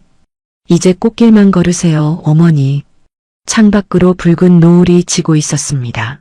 철수와 은경에게는 차가운 감옥의 밤이 찾아오겠지만 미선과 지훈 그리고 할머니에게는 따뜻한 저녁 식사가 기다리고 있었습니다. 20억 원이라는 돈은 사라졌지만 그 자리에는 돈으로 살 수 없는 평온과 사랑이 채워졌습니다. 보약 한 사발이 불러온 파란만장한 비극은 그렇게 진정한 가족의 탄생이라는 희극으로 막을 내렸습니다. 미선은 아들의 손을 잡고 가게를 나서며 하늘을 올려다보았습니다. 내일은 오늘보다 더 맑고 눈부신 해가 뜰 것 같았습니다. 판도라의 상자 맨 밑바닥에 남아있던 것은 역시나 희망이었습니다. 차가운 철창 안으로 시린 겨울바람이 파고들었습니다. 수임 번호 4725번 김철수는 얇은 담요를 뒤집어 쓴 채 오들오들 떨고 있었죠. 1년 전만 해도 강남의 고급 아파트에서 따뜻한 보일러 바람을 쐬던 그였습니다. 하지만 지금 그의 곁에 있는 것은 차디찬 시멘트 바닥과 코를 찌르는 곰팡내뿐이었습니다. 철창 너머로 교도관의 고함이 들려왔습니다. 4725. 접견이다. 철수는 혹시나 하는 마음에 벌떡 일어났습니다. 미선인가? 아니면 지훈이? 그래, 설마 핏줄인데 나를 이렇게 버려두진 않겠지. 그는 부르트고 갈라진 발을 끌며 접견실로 향했습니다. 하지만 투명한 아크릴 벽 너머에 앉아있는 사람은 가족이 아니었습니다.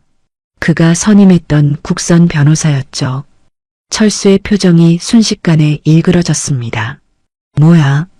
당신이 여긴 웬일이야? 항소심은? 형량 좀 줄일 수 있는 거야? 변호사는 곤란하다는 듯 안경을 고쳐 썼습니다.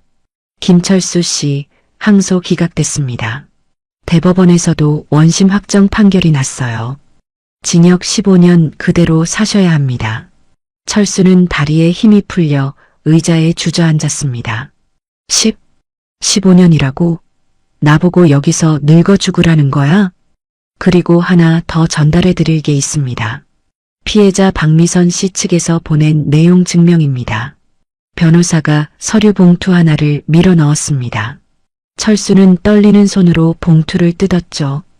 그 안에는 이혼 확정 판결문과 함께 영치금 입금 내역서 한 장이 들어 있었습니다. 입금액은 단돈 10만 원이었습니다. 그리고 그 밑에는 미선의 필체로 짧은 메모가 적혀 있었죠. 이게 당신에게 주는 마지막 돈이야. 이걸로 내복이나 사 입어. 그리고 2번 다시 우리 찾지 마. 우린 당신 죽은 사람으로 치고 제사 지냈으니까. 철수는 메모를 구겨쥐며 오열했습니다. 미선아, 여보, 내가 잘못했어. 나 좀 꺼내줘. 하지만 변호사는 냉정하게 가방을 챙겨 일어났습니다. 아, 그리고 최은경 씨 소식 궁금해하셨죠? 그분 여자 교도소에서 아주 유명 인사가 됐답니다.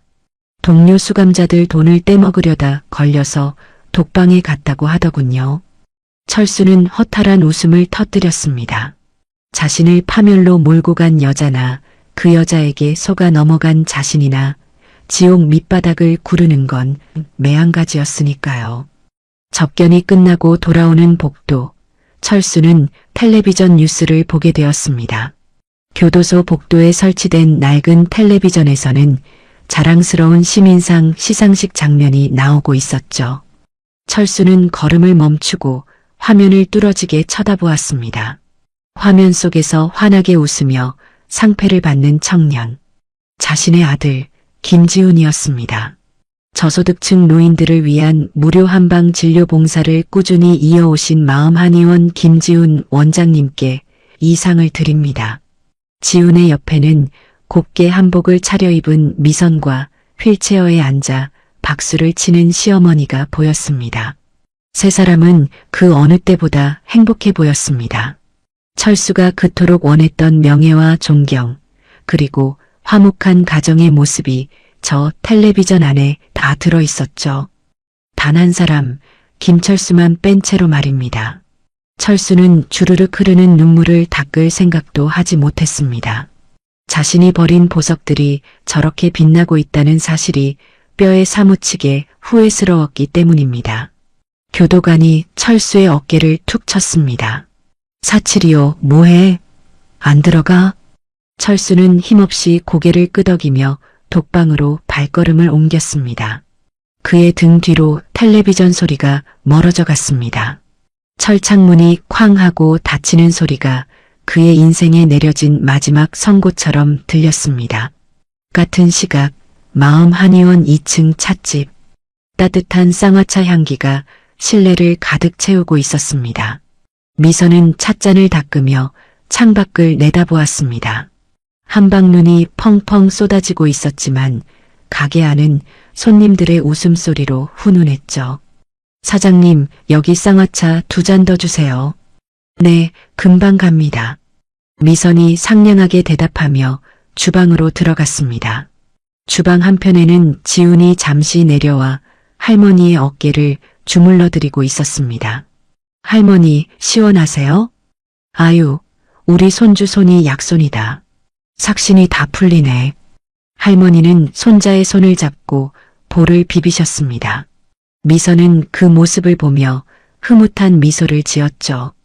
1년 전 이 찻잔에 독이 담겨 있을 뻔했던 그 끔찍한 날을 생각하면 아직도 가슴이 서늘했습니다. 하지만 이제는 괜찮았습니다. 독은 사라졌고 그 빈자리에는 사랑과 신뢰라는 진짜 보약이 채워졌으니까요.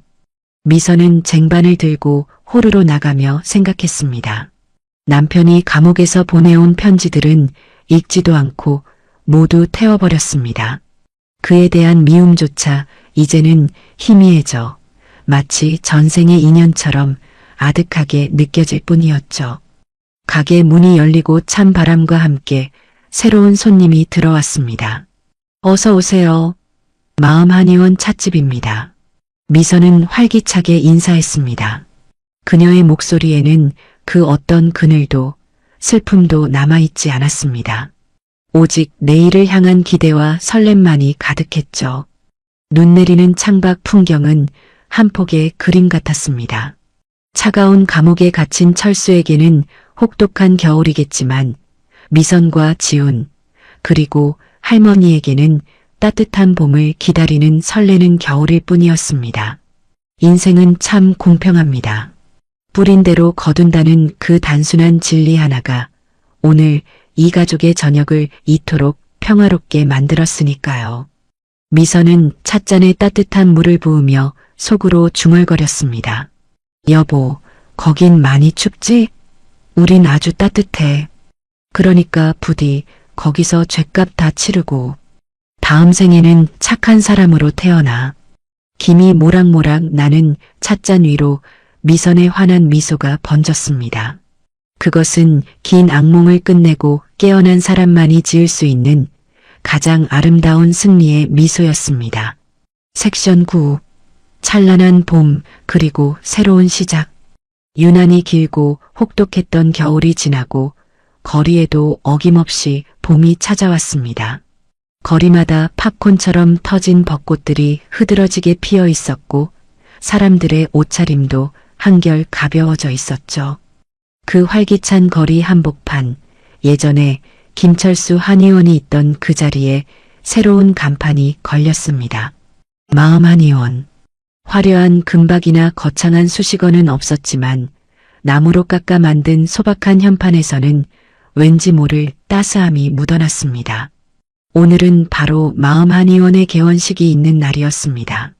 한복을 곱게 차려입은 박미선은 가게 입구에서 밀려드는 손님들을 맞이하느라 정신이 없었습니다. 어서 오세요.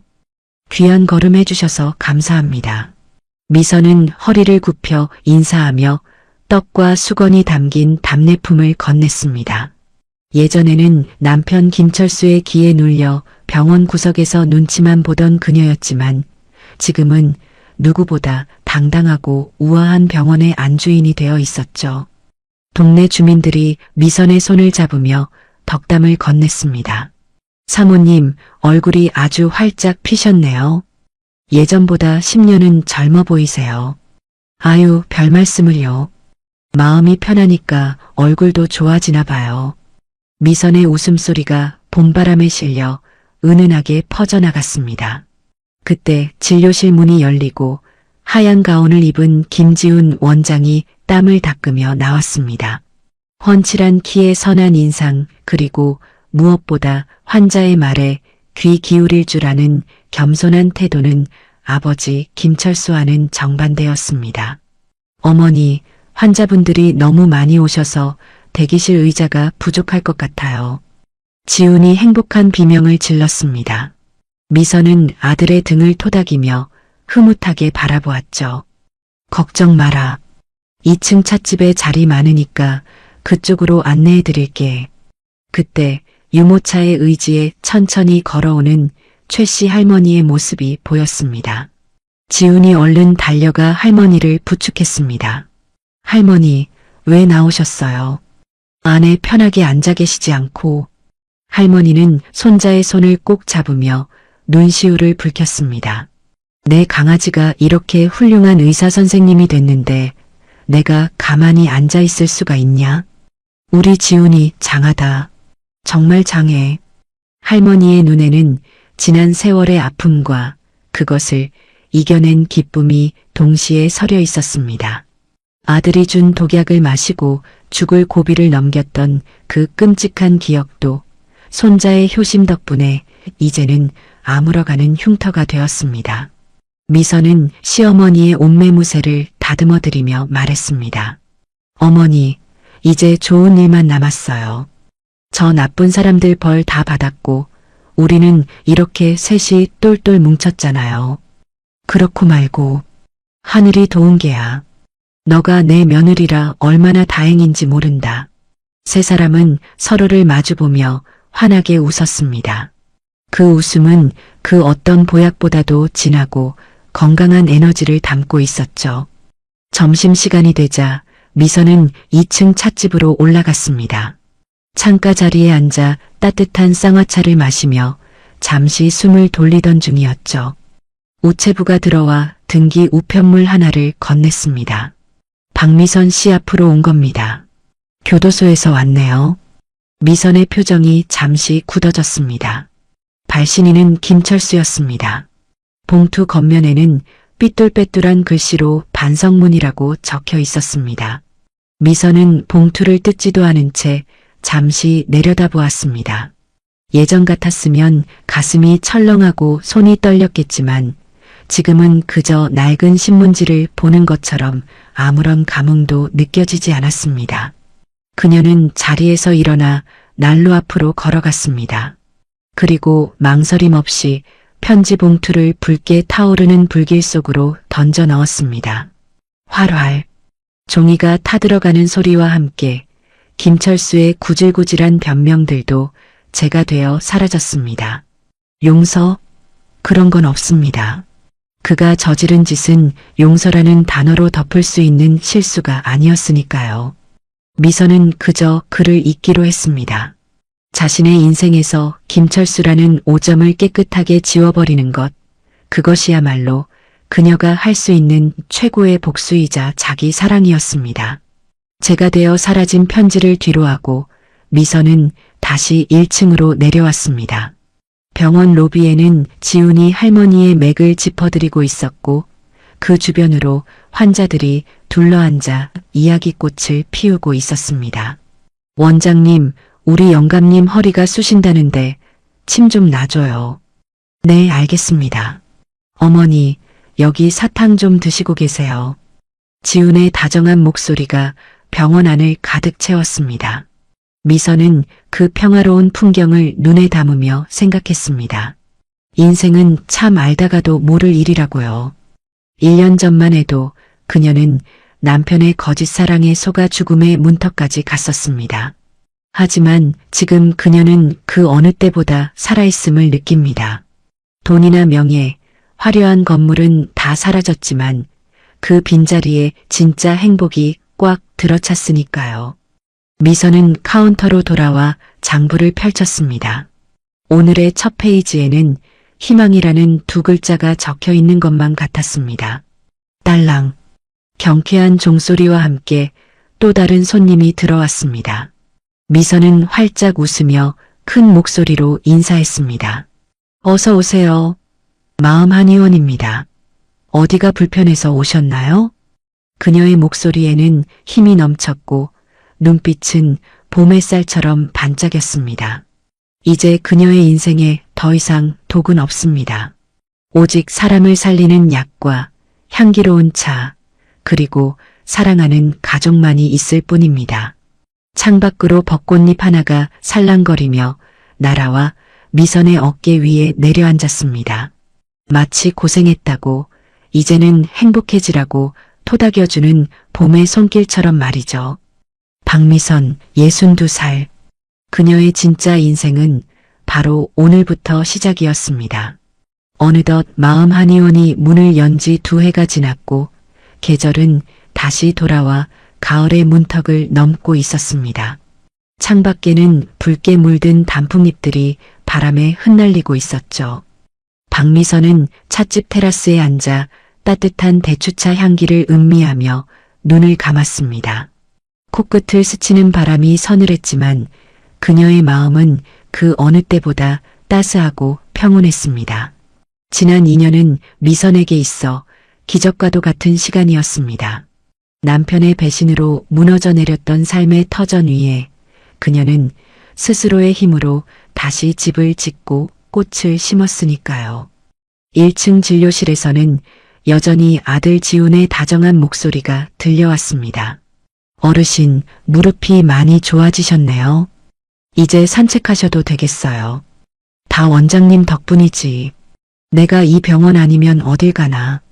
환자들의 웃음소리가 2층까지 들려오자 미선의 입가에도 은은한 미소가 번졌습니다.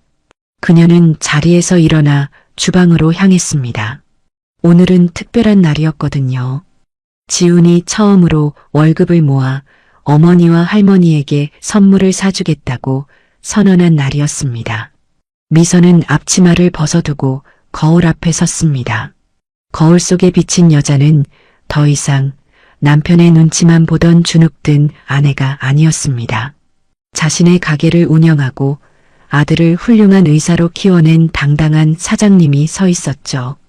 눈가의 주름은 조금 더 늘었지만 그 주름마저도 훈장처럼 아름다워 보였습니다. 미선아, 갈 준비 다 됐냐? 최 씨 할머니가 지팡이를 짚고 천천히 걸어 나오셨습니다.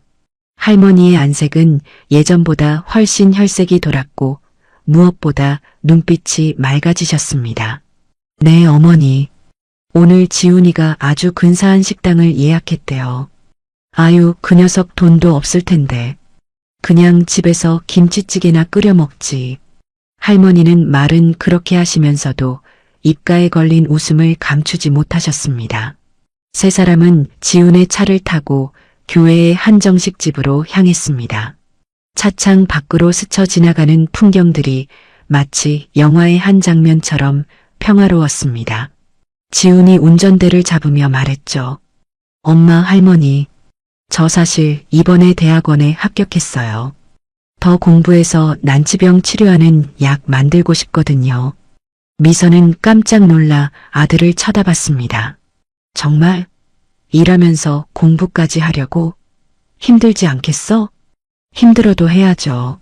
아버지가 망쳐놓은 한의사의 이름, 제가 다시 깨끗하게 만들어야죠.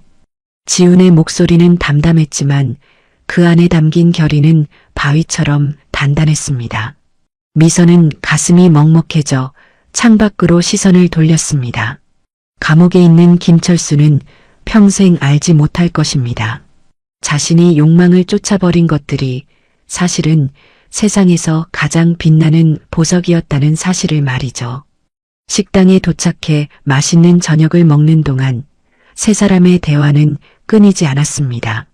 예전처럼 남편의 기분을 살피거나 눈치를 볼 필요가 없었으니까요. 할머니가 숟가락을 내려놓으며 말씀하셨습니다. 내가 살면서 제일 잘한 일이 뭔지 아냐? 미선과 지훈이 귀를 기울였습니다. 바로 우리 미선이 너를 며느리로 맞은 거야. 그리고 그날 그 약 내가 마신 거다. 내가 대신 아파서 정말 다행이야. 미선의 눈시울이 붉어졌습니다. 어머니, 그런 말씀 마세요. 어머니가 건강하게 살아계셔 주신 게 저한테는 가장 큰 선물이에요. 지훈이 두 여인의 손을 꼭 잡았습니다. 두 분 다 저한테는 영웅이세요. 제가 평생 지켜드릴게요.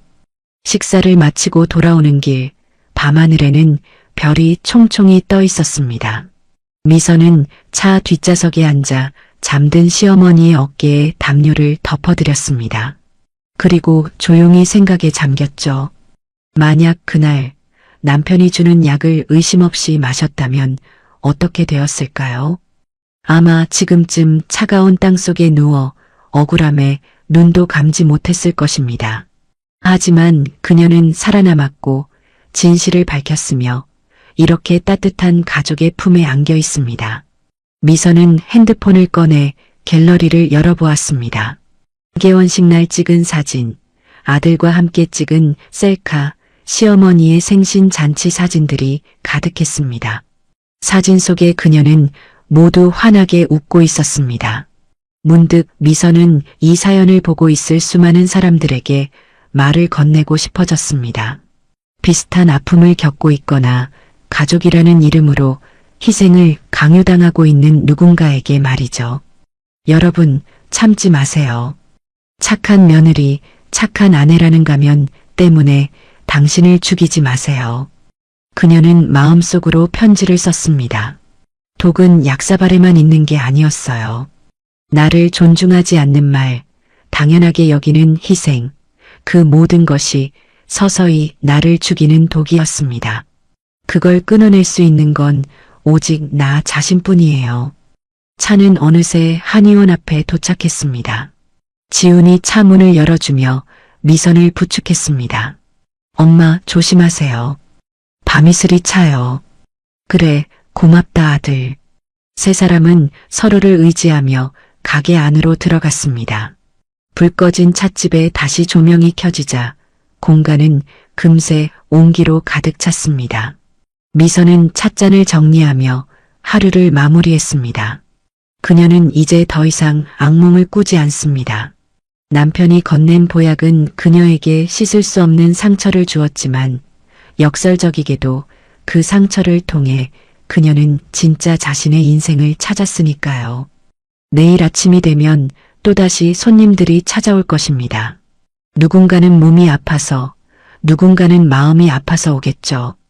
미선은 그들에게 따뜻한 차 한 잔을 대접하며 말해줄 것입니다. 당신은 소중한 사람이라고, 아프지 말라고, 행복해질 자격이 충분하다고 말입니다. 창밖의 둥근 달이 마음 한의원의 간판을 환하게 비추고 있었습니다. 그 빛은 마치 어두운 터널을 지나온 미선에게 보내는 하늘의 축복처럼 느껴졌습니다. 박미선의 인생 2막은 이제 겨우 첫 장을 넘겼을 뿐입니다. 앞으로 쓰여질 그녀의 이야기는 분명 눈물보다 웃음이 더 많은 해피엔딩일 것입니다. 보약보다 더 귀한 것은 바로 나 자신을 사랑하는 마음이었으니까요. 지금 이 순간에도 어디선가 힘든 시간을 보내고 계실 여러분, 부디 아프지 마세요. 그리고 잊지 마세요. 가장 귀한 보약은 바로 당신이 웃는 그 순간이라는 것을요. 미선은 조용히 찻집에 불을 껐습니다. 어둠 속에서도 그녀의 미소는 별처럼 빛나고 있었습니다. 내일도 분명 좋은 날이 될 것입니다. 남편의 모진 배신에도 무너지지 않고 스스로 봄을 찾아낸 미선 씨의 모습이 참 뭉클했는데요. 지금 힘든 시간을 보내고 계신 분이 있다면 미선 씨처럼 꼭 이겨내시길 바랍니다. 긴 겨울 끝엔 반드시 따뜻한 봄이 오니까요. 오늘 사연이 마음에 드셨다면 구독과 좋아요 부탁드립니다. 저는 더 따뜻하고 힘이 되는 이야기로 다시 찾아오겠습니다. 감사합니다.